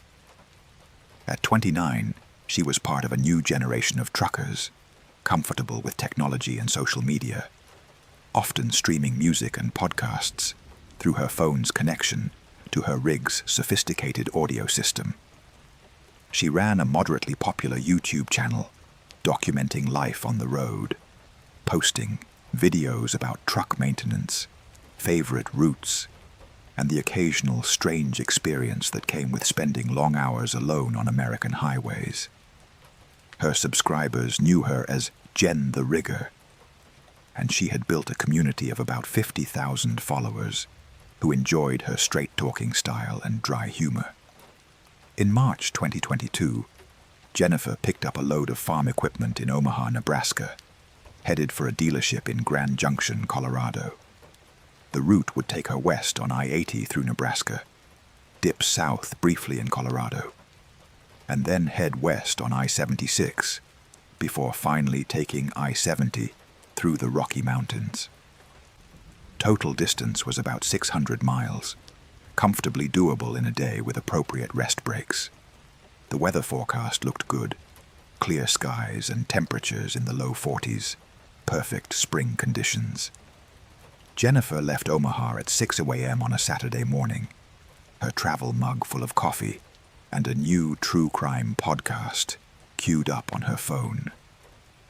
She had her dash camera running, as she always did, both for insurance purposes and for content for her YouTube channel. The first few hours were completely routine, rolling through the flat Nebraska farmland as the sun rose behind her, painting the eastern sky in pinks and golds. Around 9:30 a.m., somewhere in western Nebraska between Ogallala and Kimball, Jennifer's podcast cut out mid-sentence. This wasn't unusual. Cell coverage could be spotty in rural areas. But instead of silence or a no connection message, her audio system began playing something else. It sounded like a radio broadcast, but the quality was strange, too clear and too distant at the same time, with an odd echo that made it hard to pin down. I-80 westbound, mile marker 87. Does anyone copy? I need help. Something's following my truck. Jennifer frowned and checked her audio system. According to the display, it was still connected to her phone and playing the podcast, but the voice coming through the speakers was definitely not the podcast host. She tried to pause the audio, but nothing happened. The voice continued. Been driving for 6 hours, but the sun hasn't moved. It's still in the same position. My fuel gauge keeps dropping and then jumping back up. Something is wrong with this highway. The voice was male, youngish, with a slight southern accent. He sounded terrified. Jennifer grabbed her CB radio handset, thinking maybe the audio system was picking up CB frequencies somehow, though that shouldn't be possible with her setup. Hey, this is Jen the Rigger on westbound I-80 around mile 175. Are you on the CB? I'm hearing your transmission through my audio system, but I don't know how. What's your location? The voice continued as if she hadn't spoken. I can see it in my mirrors. It's not a vehicle. It's something else. It's keeping pace with me, about a quarter-mile back. Sometimes it looks like a truck. Sometimes it looks like... I don't know what it looks like. It keeps changing. Jennifer felt a chill despite the warm temperature in her cab. She checked her own mirrors reflexively. The highway behind her was empty except for a few cars in the distance. Nothing unusual, nothing threatening. She tried her CB again. Unknown driver, if you can hear me, I'm copying your transmission. What's your 20? Where are you exactly? But the voice kept going, not responding to her, as if it were a recording playing through her system. My GPS shows me at mile marker 87, but I've passed at least 50 mile markers since then. They all say 87. Every single one. The road is looping somehow. I'm trapped. Mile marker 87 was way behind Jennifer now, somewhere east of Ogallala. She did the math quickly. She'd passed that marker more than an hour ago. If this driver was really there, they should be behind her, not broadcasting into her system in real time. Okay, this is weird, Jennifer said aloud, activating her dash camera's audio recording. Whatever this was, she wanted it documented. I'm hearing what sounds like a distress call from another trucker, but it's coming through my audio system, not the CB, and the driver isn't responding to my attempts to communicate. The broadcast continued. If anyone is hearing this, my name is Michael Torres. I'm driving for Southwestern Freight out of Dallas. My truck is a 2016 Kenworth T680, plate number Texas. The voice rattled off a license plate number. I got on I-80 westbound at Omaha, heading for Sacramento. The date is September 14th, 2019. If you're hearing this and I don't make it, please tell my wife Elena that I love her. Please tell her. Jennifer's hands tightened on the steering wheel. September 14th, 2019. That was almost 3 years ago.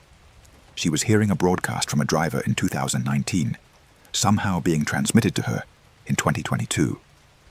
Or it was an elaborate hoax, or she was experiencing some kind of audio system malfunction, or she didn't know what.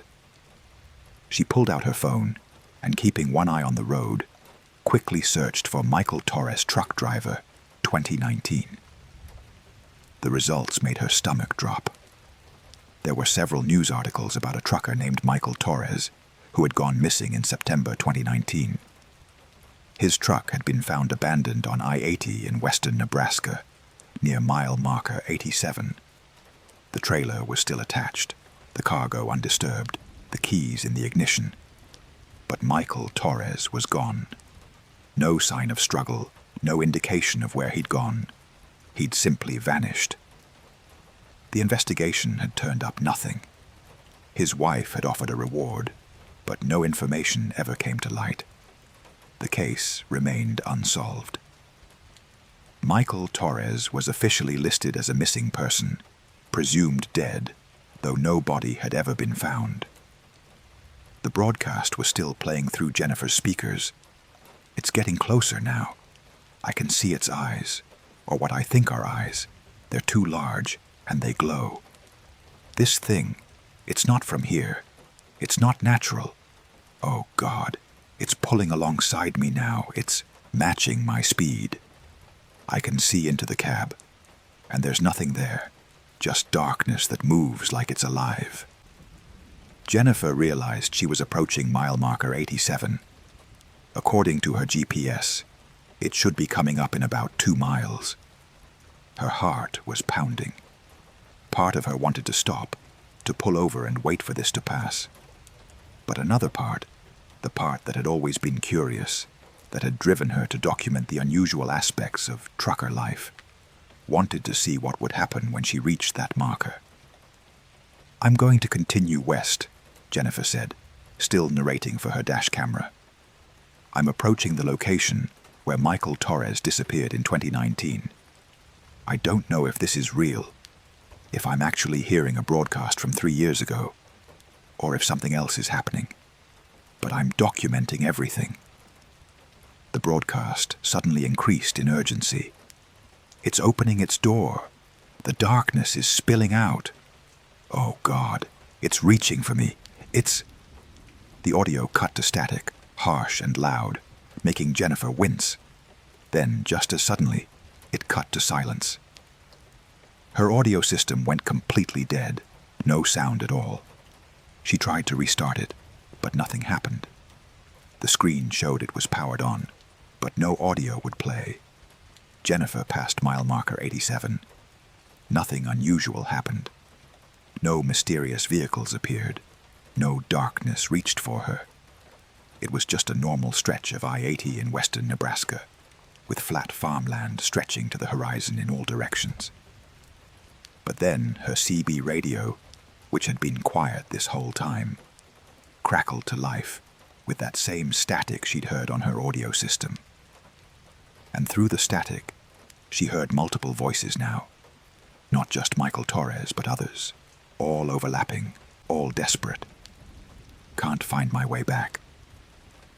Driving in circles for days. The road won't let me leave. Does anyone remember me? I've been gone so long. Tell my family I tried to come home. Jennifer's hands were shaking now. She grabbed the CB handset. I hear you. All of you. I don't know if you can hear me, but I hear you. You're not forgotten. The voices seemed to react, becoming more focused, converging into something almost coherent. Help us. Remember us. Don't let them forget. We're still here, trapped between the miles, caught in the spaces where the road doesn't exist. Help us. How? Jennifer asked, tears streaming down her face now. How can I help you? Remember, tell our stories. Don't drive past the markers where we vanished and forget. We're here. We're always here, waiting for someone to remember. The CB fell silent. Jennifer's audio system suddenly came back to life, her podcast resuming exactly where it had cut off, as if nothing had happened. But Jennifer sat there, her foot easing off the accelerator, her mind reeling. She pulled into the next rest area and sat there for 30 minutes, reviewing the footage from her dash camera. Everything was there. The audio broadcast from Michael Torres, the CBS radio with its chorus of lost voices, her own responses. It wasn't a hallucination or a malfunction. Something real had happened, something that defied normal explanation. Jennifer completed her delivery to Grand Junction, but instead of immediately taking another load, she spent the next week researching. She found more cases like Michael Torres, dozens of truck drivers who had vanished on American highways over the years, their vehicles found abandoned, no signs of struggle or indication of where they'd gone. Not all of them disappeared on I-80, but there were clusters on certain highways. I-80 in Nebraska, I-10 in Texas, Highway 50 in Nevada, I-70 through Kansas.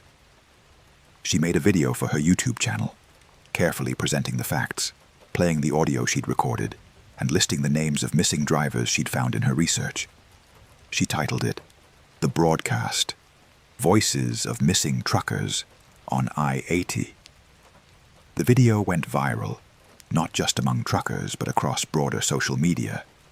Other drivers came forward with similar experiences, strange transmissions they'd heard, voices calling for help from locations where drivers had vanished. Some people claimed it was all fake, a hoax for views. Others believed completely and shared their own stories. Jennifer didn't care whether everyone believed her. She'd made a promise to those voices, to Michael Torres and the others, that she would remember them and tell their stories. She still drives the same routes, still hauls loads across the Midwest.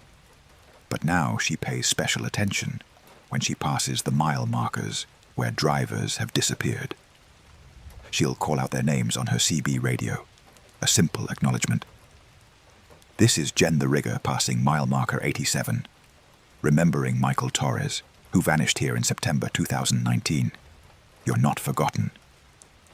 And sometimes, just sometimes, her CB will crackle with a brief burst of static, and she'll hear a single word come through, barely audible, but unmistakable.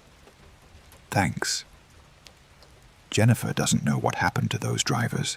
doesn't know where they are, or if they can ever be found. But she knows that whatever phenomenon took them is still out there, still active on certain stretches of highway. She's documented 13 separate incidents over the past year, always on the same highways, always near the same mile markers where drivers previously vanished. She's developed a theory, though she knows it sounds insane. There are thin places on America's highways, spots where the fabric of normal reality has worn through from decades of vehicles passing over the same patch of asphalt, from the accumulated energy of millions of miles driven. At these thin places, something can reach through from somewhere else, something that feeds on forward motion, on the commitment to keep driving no matter what.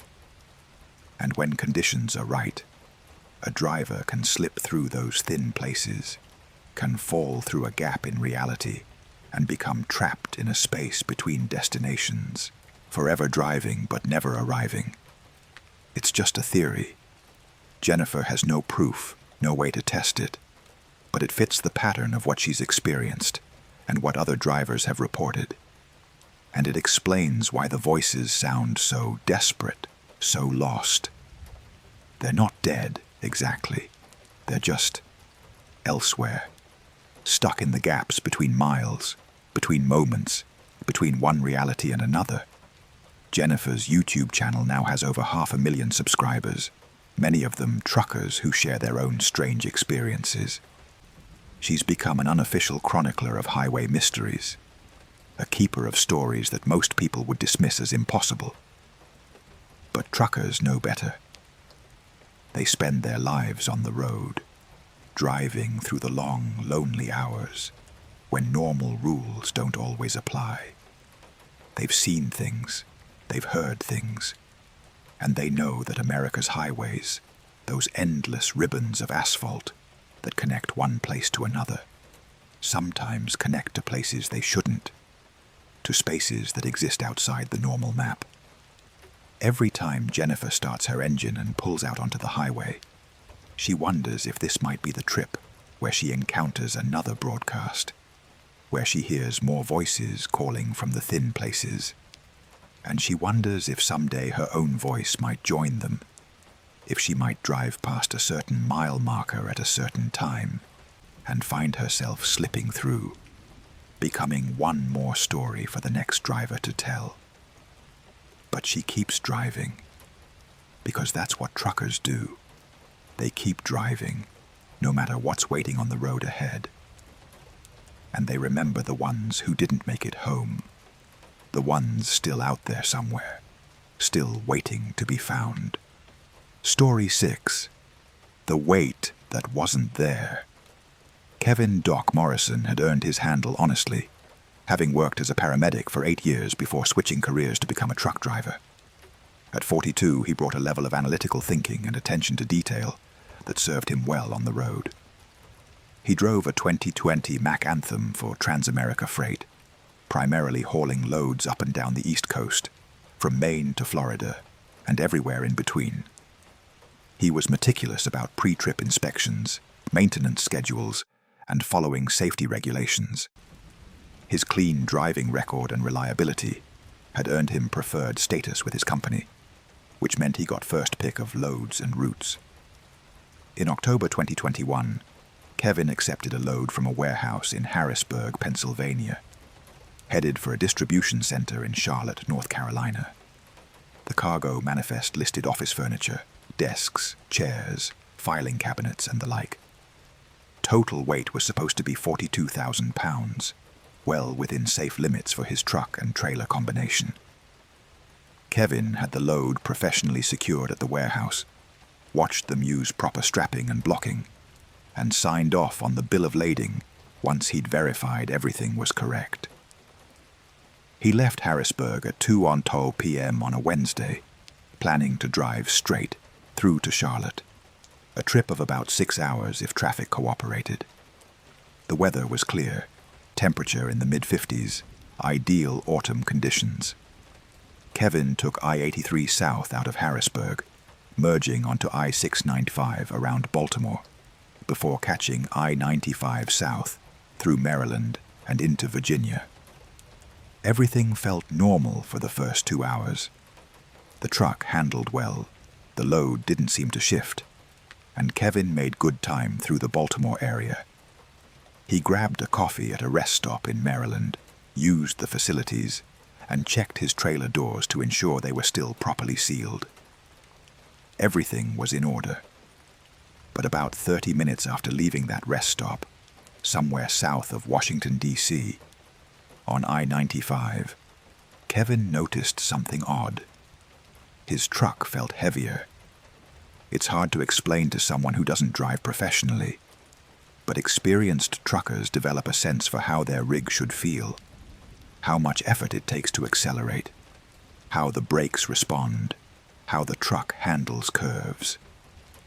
Kevin's rig felt like it had gained weight, as if someone had added another 10,000 pounds to his trailer.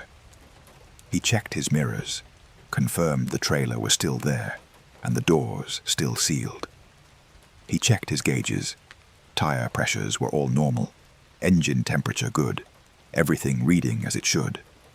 But the truck definitely felt heavier. When he pressed the accelerator to pass a slower vehicle, the engine had to work harder than it should have. When he applied the brakes approaching a construction zone, the stopping distance was noticeably longer. Kevin's analytical mind immediately went through possible explanations. Had his load shifted, consolidating weight toward the rear? That could affect handling, but not this dramatically, and not without him hearing the furniture move around. Were his brakes dragging? He pulled onto the shoulder and climbed out to check, walking around the rig and feeling each brake drum for excessive heat. All of them felt normal, no signs of dragging or binding. He got back in his cab and continued driving, keeping his speed conservative and his attention focused on how the truck was handling. The feeling of extra weight persisted and actually seemed to be increasing. By the time he reached the Virginia border, his truck felt like it was pulling 60,000 pounds instead of 42,000.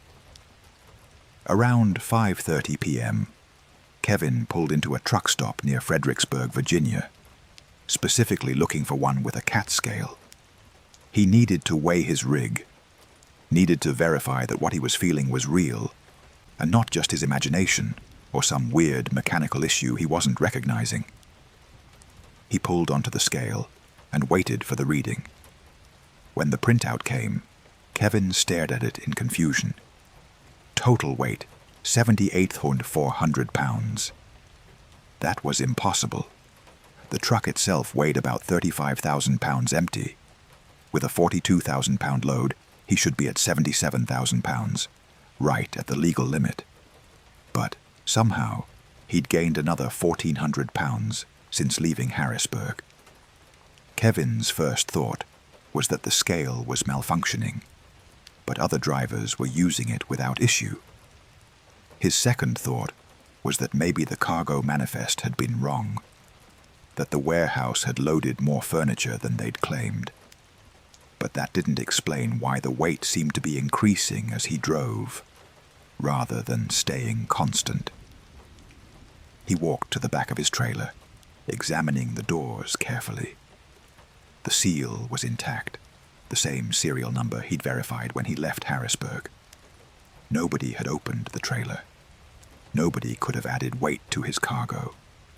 And yet, his truck now weighed 1,400 pounds more than it should. Kevin considered his options. He could call his dispatcher, report the anomaly, and ask for instructions. But what would he say? That his load was mysteriously gaining weight. They'd think he was crazy or trying to scam them somehow. He could refuse to continue until someone came out to inspect the trailer. But that would delay the delivery and potentially put a mark on his record. In the end, he decided to continue driving. 1,400 pounds over wasn't drastically illegal, and if he was careful, kept his speed down, and avoided way stations, he could make it to Charlotte and have the receiver inspect the cargo. If there was more furniture than the manifest claimed, it would be documented at delivery, and the warehouse would have to answer for the discrepancy. Kevin got back on I-95 South as the sun was setting. The truck still felt heavy, sluggish in its responses, but he adjusted his driving accordingly. He kept to the right lane, maintained a steady 60 miles per hour, and avoided any aggressive maneuvers. As darkness fell, Kevin became aware of another issue. His rearview mirrors, which should have shown the highway behind him and any following vehicles, were showing something else. The images in the mirrors looked normal at first glance, but when Kevin really focused on them, he realized the perspectives were wrong. The road in his mirrors seemed to extend farther than it should, stretching back into an impossible distance. And there was a darkness in the mirrors that wasn't quite the same as the natural darkness of night. This was deeper, more absolute, like looking into a void. Kevin adjusted his mirrors, thinking maybe they'd been knocked out of alignment somehow. But the unsettling perspective remained. And now he could see shapes moving in that mirror darkness. Shapes that might have been vehicles, but didn't quite look right. They were too tall, too narrow, moving in ways that didn't match normal traffic patterns. His fuel gauge began to drop faster than it should. Kevin had filled up at the truck stop in Fredericksburg, should have plenty of fuel to reach Charlotte. But the needle was visibly moving as he watched, dropping from full to 3/4 in the space of 15 minutes. At the same time, his engine temperature began to climb, approaching the red zone despite the cool evening air. "Something is seriously wrong," Kevin said aloud, activating his hazard lights and starting to ease toward the shoulder. But as he slowed down, preparing to pull over, the weight sensation intensified dramatically. It felt like his trailer had suddenly been loaded with concrete instead of office furniture. The suspension groaned, the tires seemed to compress, and Kevin could feel the frame of his trailer flexing under the impossible load. His dash was lighting up now with warning indicators: low fuel pressure, high engine temperature, brake system alert, transmission overheat warning. All of them appearing simultaneously, his truck apparently failing in multiple systems at once. But Kevin could still hear his engine running smoothly, could still feel his brakes responding normally. The warning lights didn't match the actual performance of his vehicle. Then he heard the sound. It was coming from his trailer, a low, thrumming vibration that he could feel through his seat, through the steering wheel, through his entire body. It started quiet, but built quickly, becoming a deep bass note that made his chest cavity resonate sympathetically. It wasn't the sound of shifting cargo or structural stress. It was something else, something organic and alive. Kevin made a decision. He stomped on his accelerator, pushing his engine hard despite the warning lights, despite the sense of overwhelming weight. His truck responded sluggishly, but did accelerate, the speedometer climbing slowly towards 70 miles per hour. He didn't know what was happening, didn't understand the physics-defying weight, or the mirror darkness, or the thrumming sound. But his instincts, honed by years of emergency medical work and long-haul driving, were screaming at him to move, to break free from whatever was holding him. The weight pushed back. Kevin could feel it like a physical force, a presence in his trailer that didn't want to move, that wanted to stay anchored to this particular stretch of highway. His engine roared, his transmission downshifted automatically to provide more power, and Kevin's truck crept forward against the invisible resistance. In his mirrors, the darkness surged forward, spilling out of the reflections and into the real world behind him. It looked like smoke, but moved with purpose, reaching out toward his trailer like grasping fingers. Kevin could see smaller shapes moving within the darkness now. Humanoid figures that were stretched and distorted, their proportions all wrong.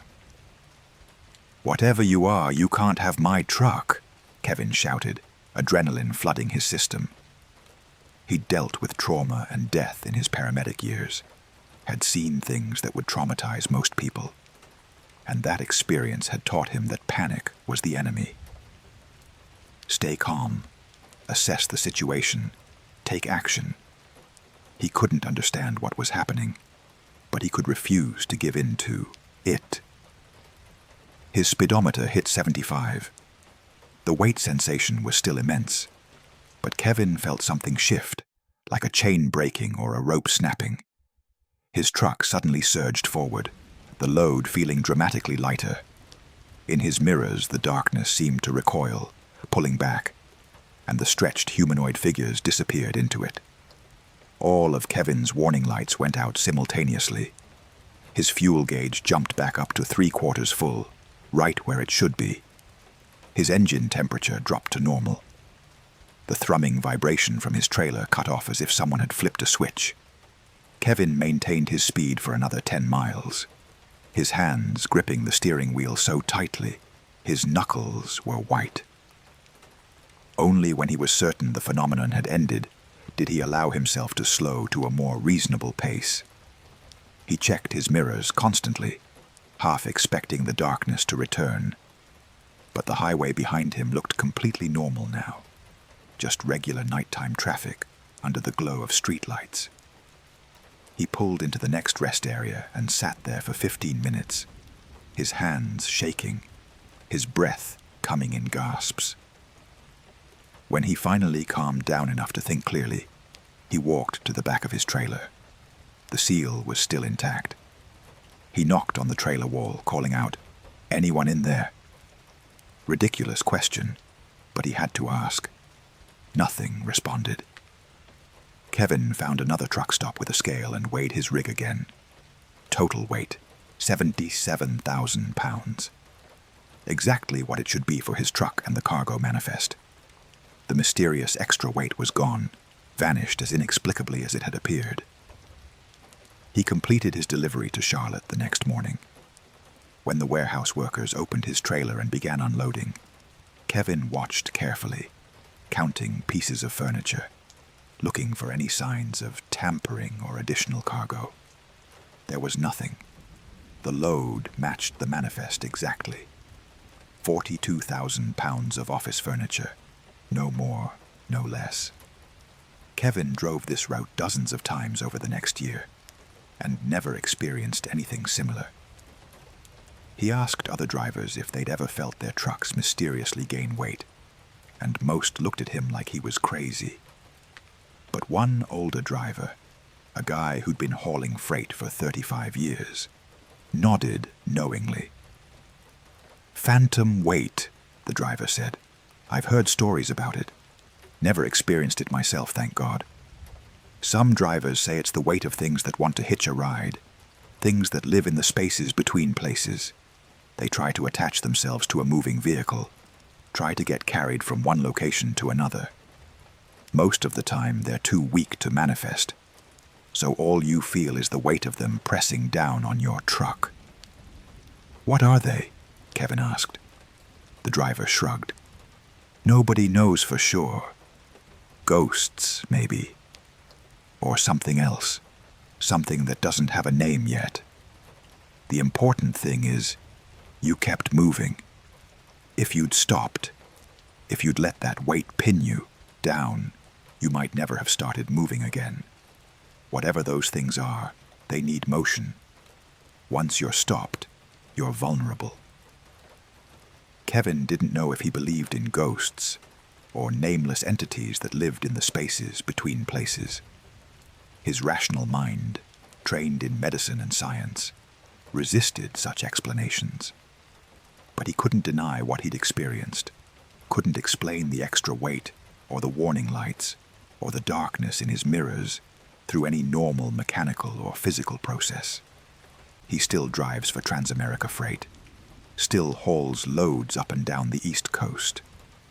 But now, whenever his truck feels even slightly heavier than it should, whenever his mirrors show a reflection that doesn't quite match reality, Kevin increases his speed and keeps moving. He remembers that feeling of something pushing back against his acceleration, something trying to anchor him to a particular stretch of road.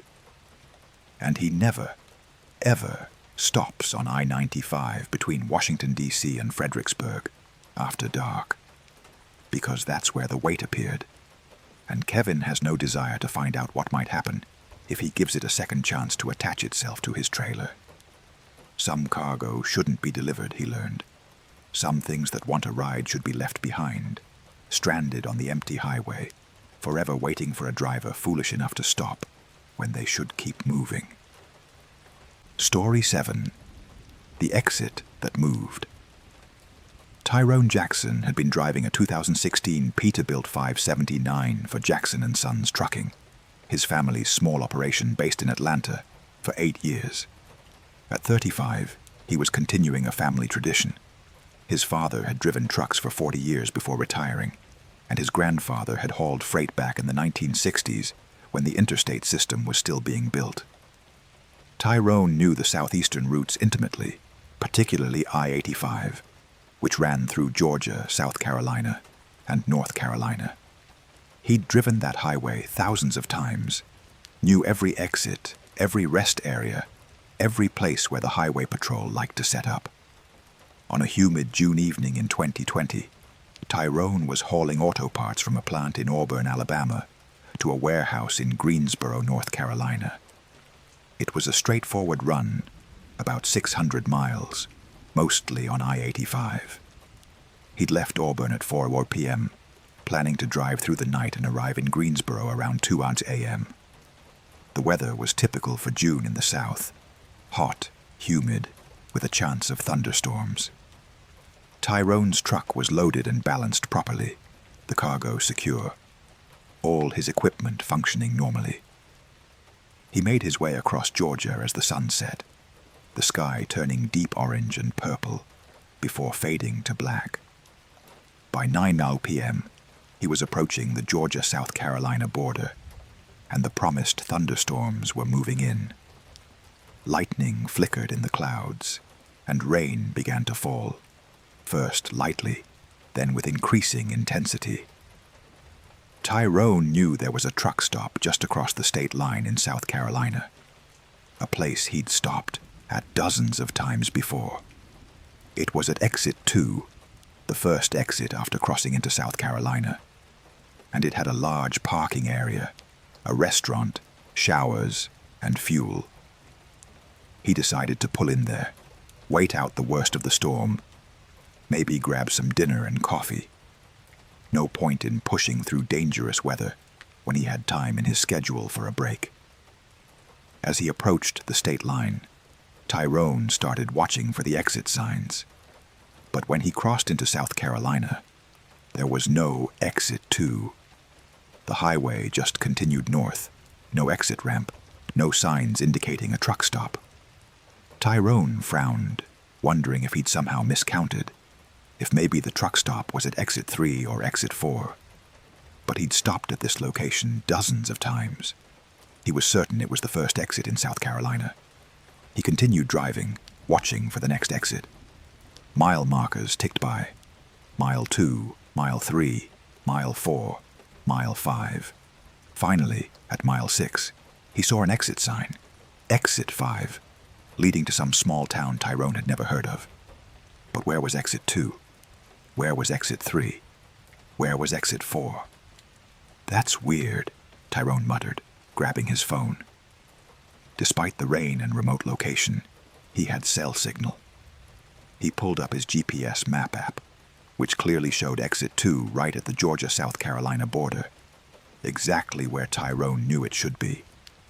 But he'd just driven past that location, and there had been no exit. He considered turning around, driving back south and looking again. But turning around on an interstate with a 53-foot trailer wasn't something you did casually. Instead, he decided to take Exit 5, find a place to turn around safely, and then head back south. But when Tyrone took exit 5, the off-ramp led to a road that didn't look right. It was too narrow, more like a rural county road than a connector to a town. There were no lights, no buildings, just trees pressing close on both sides and rain falling heavily. His GPS was showing him as being on the exit ramp for exit 5, but the road he was actually on didn't match the map. "What the hell is going on?" Tyrone said, his unease growing. He continued down the road, looking for somewhere to turn around, but the road just kept winding through the forest, narrow and dark. After about 2 miles, the pavement ended, turning to gravel, and Tyrone knew something was seriously wrong. Exit ramps didn't lead to gravel roads in the middle of nowhere. He brought his rig to a stop, put it in park, and sat there with his engine idling and his headlights cutting through the rain. He had 2 choices: keep going forward on this gravel road, hoping it eventually led somewhere useful, or carefully back his trailer up 2 miles until he could get back to the interstate. Neither option was appealing. Then his CB radio crackled to life. "Exit 2, exit 2. I'm looking for exit 2. Has anyone seen exit 2? Tyrone grabbed his handset. "Yeah, I'm looking for it too. Just crossed the state line, and it wasn't there. Who is this?" Static for a moment, then different voice. "Exit 2 keeps moving. I've been driving this stretch for 3 hours. Keep passing the state line. But exit 2 is never where it's supposed to be." A third voice joined. "I've been driving for 6 hours. My GPS shows me going in a circle. I keep ending up back at the Georgia-South Carolina border. Keep looking for exit 2, but I can't find it." Tyrone felt ice in his stomach, despite the humid heat. "How many of you are out there?" Multiple voices responded, overlapping. Tyrone counted at least 7 different drivers, all reporting the same thing. They were trapped in some kind of loop on I-85, looking for exit 2, unable to find it, unable to get off the highway or navigate to a different route. Some had been stuck for hours, some for what they claimed were days, though that seemed impossible. "This is insane," Tyrone said. "Exits don't just disappear. I'm going to call the highway patrol, report that there's something wrong with the signage and exits." But when he dialed 911, the call wouldn't connect. Just silence. He tried his dispatcher, his father, his wife. None of the calls would go through. His phone showed full signal, showed bars of 4G coverage, but the calls simply failed to connect. One of the voices on the CB, an older man who sounded exhausted, said, "It doesn't matter who you call, son. This isn't a problem they can fix. This stretch of highway, something's wrong with it. It's become unstuck somehow, not following normal rules anymore. The exits move around, the mile markers repeat, and time doesn't work right." "That's impossible," Tyrone insisted, though his conviction was wavering. "We all thought so too at first," another driver responded. "But you'll see. Try to drive back to the interstate. See what happens." Tyrone put his truck in reverse and began the painstaking process of backing down the narrow gravel road. It took nearly 30 minutes, with him having to carefully maneuver around curves and avoid ditches, but he eventually made it back to what should have been the exit ramp connecting to I-85. But when he got there, the interstate was gone. Where there should have been a 4-lane highway with streetlights and traffic, there was just a 2-lane country road disappearing into the rainy darkness. Tyrone sat there, staring in disbelief, his hands trembling on the steering wheel. "You see it now?" The older driver's voice came through the CB. "The road's not where it should be. We're in a place that looks like South Carolina, looks like I-85, but it's something else. A copy, maybe, or a version that split off from the real highway, and became its own thing. Tyrone forced himself to take deep breaths, to think logically. He'd read about dimensional anomalies, about places where reality supposedly became thin or fractured. He'd always dismissed such things as pseudoscience or creative writing, but he couldn't dismiss what he was seeing with his own eyes. "How do we get out?" Tyrone asked. "Some of us have been trying to figure that out," a female driver responded. "The pattern seems to be that the exits move based on some kind of rotation. Exit 2 will appear at different mile markers, but only for a short time before it moves again. If you can catch it when it appears and take it fast enough, some drivers have reported getting back to the real highway. And if you miss it, then you keep driving until it appears again." Tyrone decided to try heading north on what his GPS labeled as E85, even though it didn't look like the real interstate anymore. The road was narrower, only 2 lanes instead of 4, and there was no traffic at all except for the other trapped trucks he'd been communicating with on the CB. He'd pass one occasionally, a shadowy shape in the rain, and they'd exchange brief acknowledgments on the radio. Hours passed.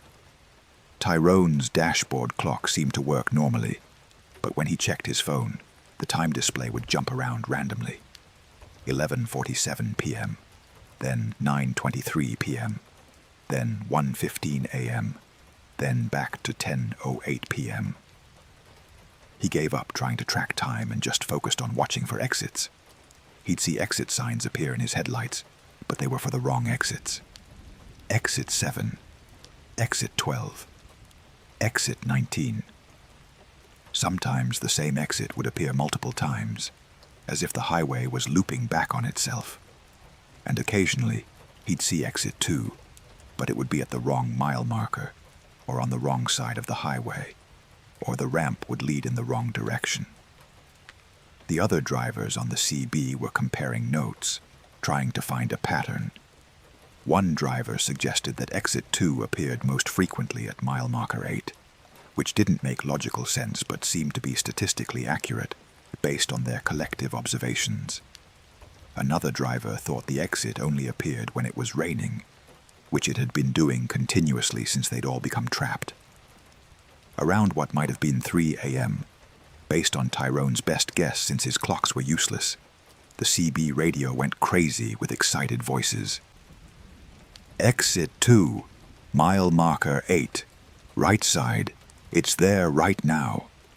Tyrone checked his GPS. He was at mile marker 15. He pressed his accelerator, bringing his speed up to 70 miles per hour, probably reckless in the rain, but he didn't care. He had to reach exit 2 before it moved again. Mile marker 14, mile marker 13, mile marker 12. The numbers were counting down normally. Tyrone's heart was pounding.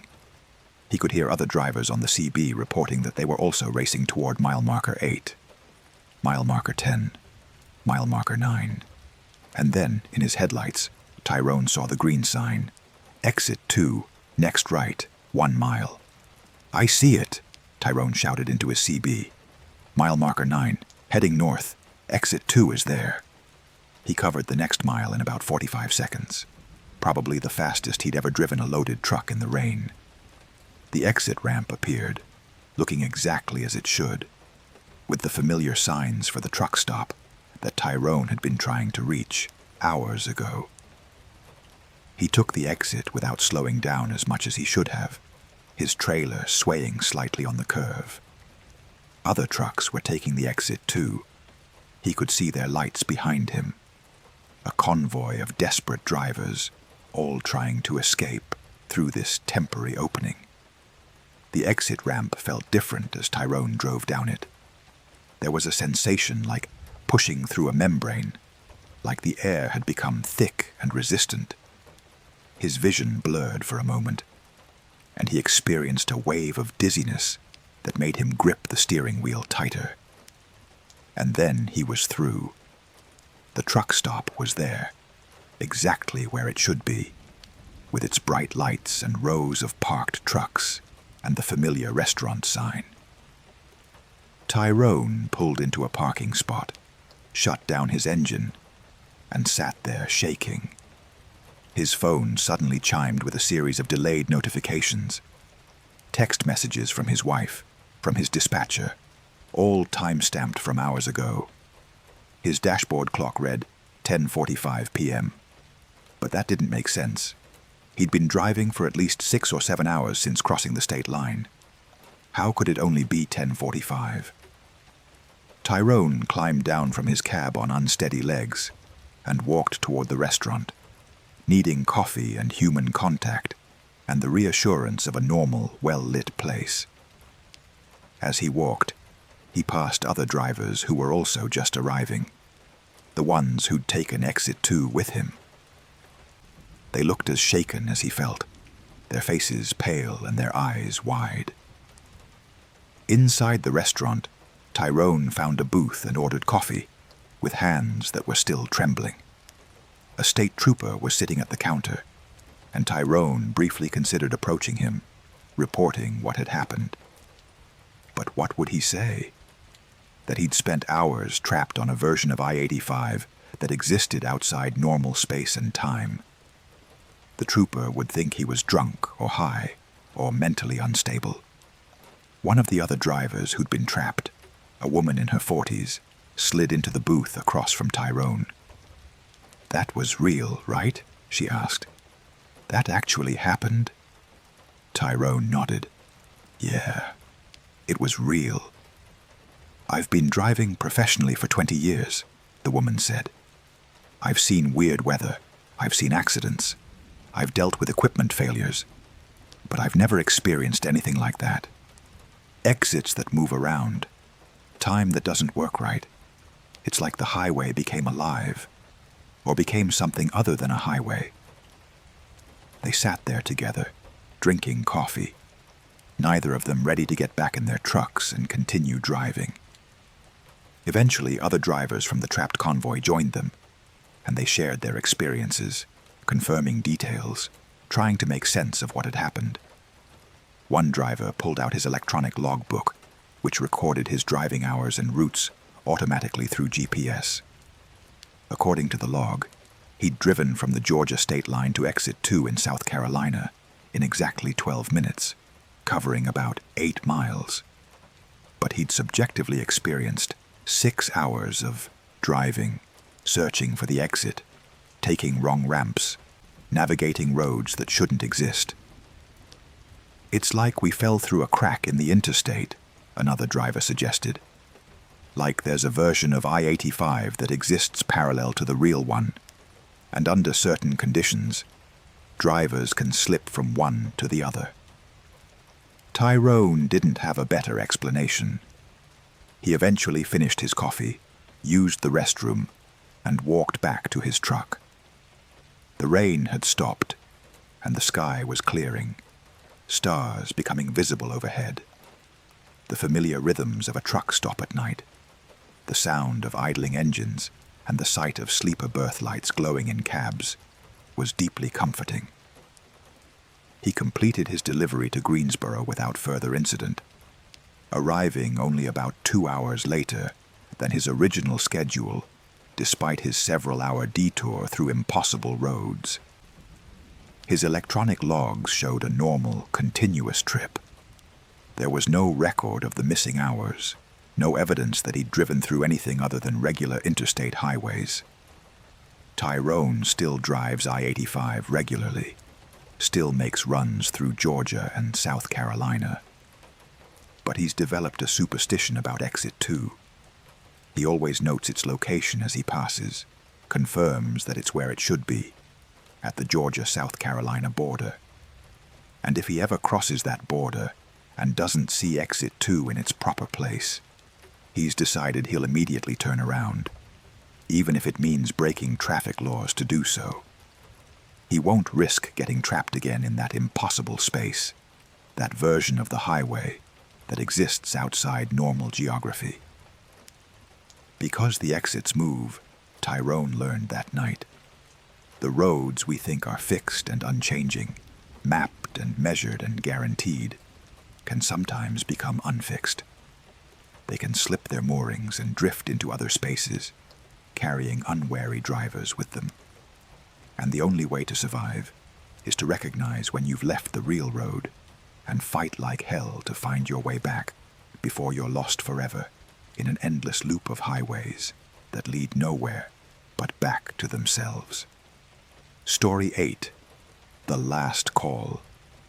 Raymond Fletcher had been driving for 32 years, had logged over 3 million miles, and had seen more of America from the cab of a truck than most people would see in several lifetimes.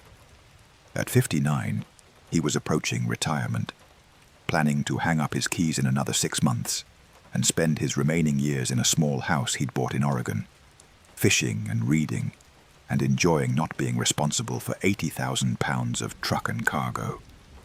He drove a well-maintained 2014 Kenworth T680 for Western Alliance Shipping, primarily running long hauls from California to Texas and back, a route he'd driven hundreds of times. In August 2021, Raymond picked up a load of electronics in Los Angeles, headed for a distribution center in San Antonio.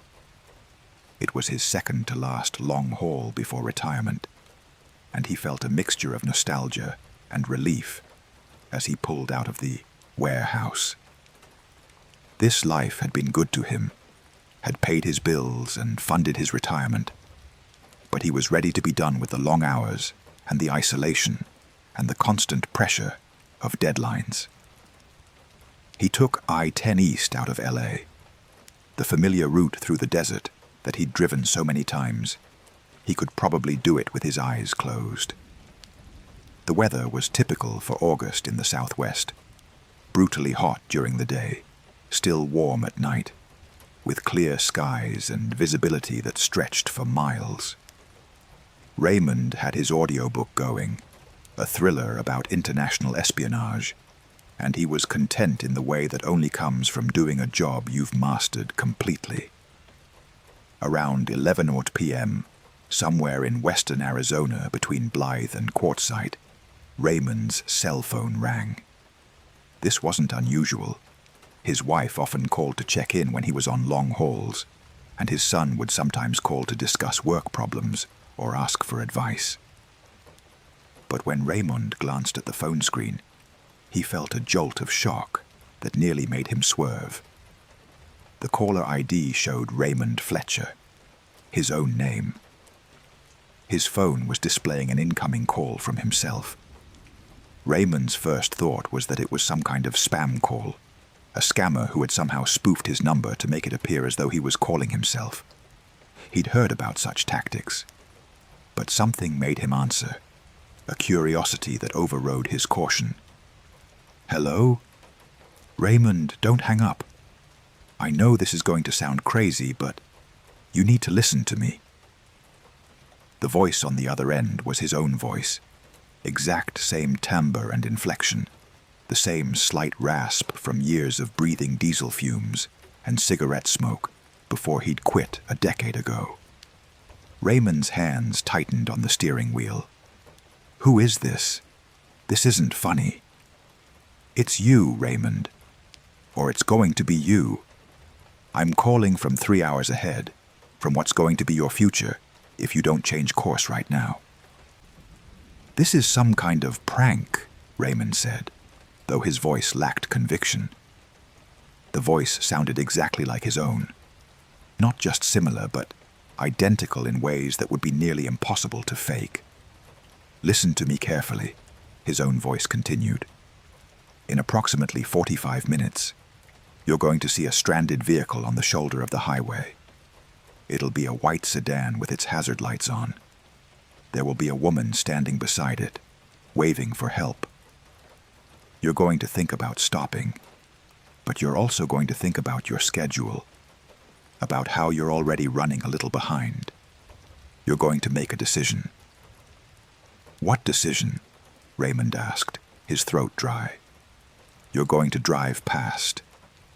You're going to tell yourself that someone else will stop, that you can't afford the delay.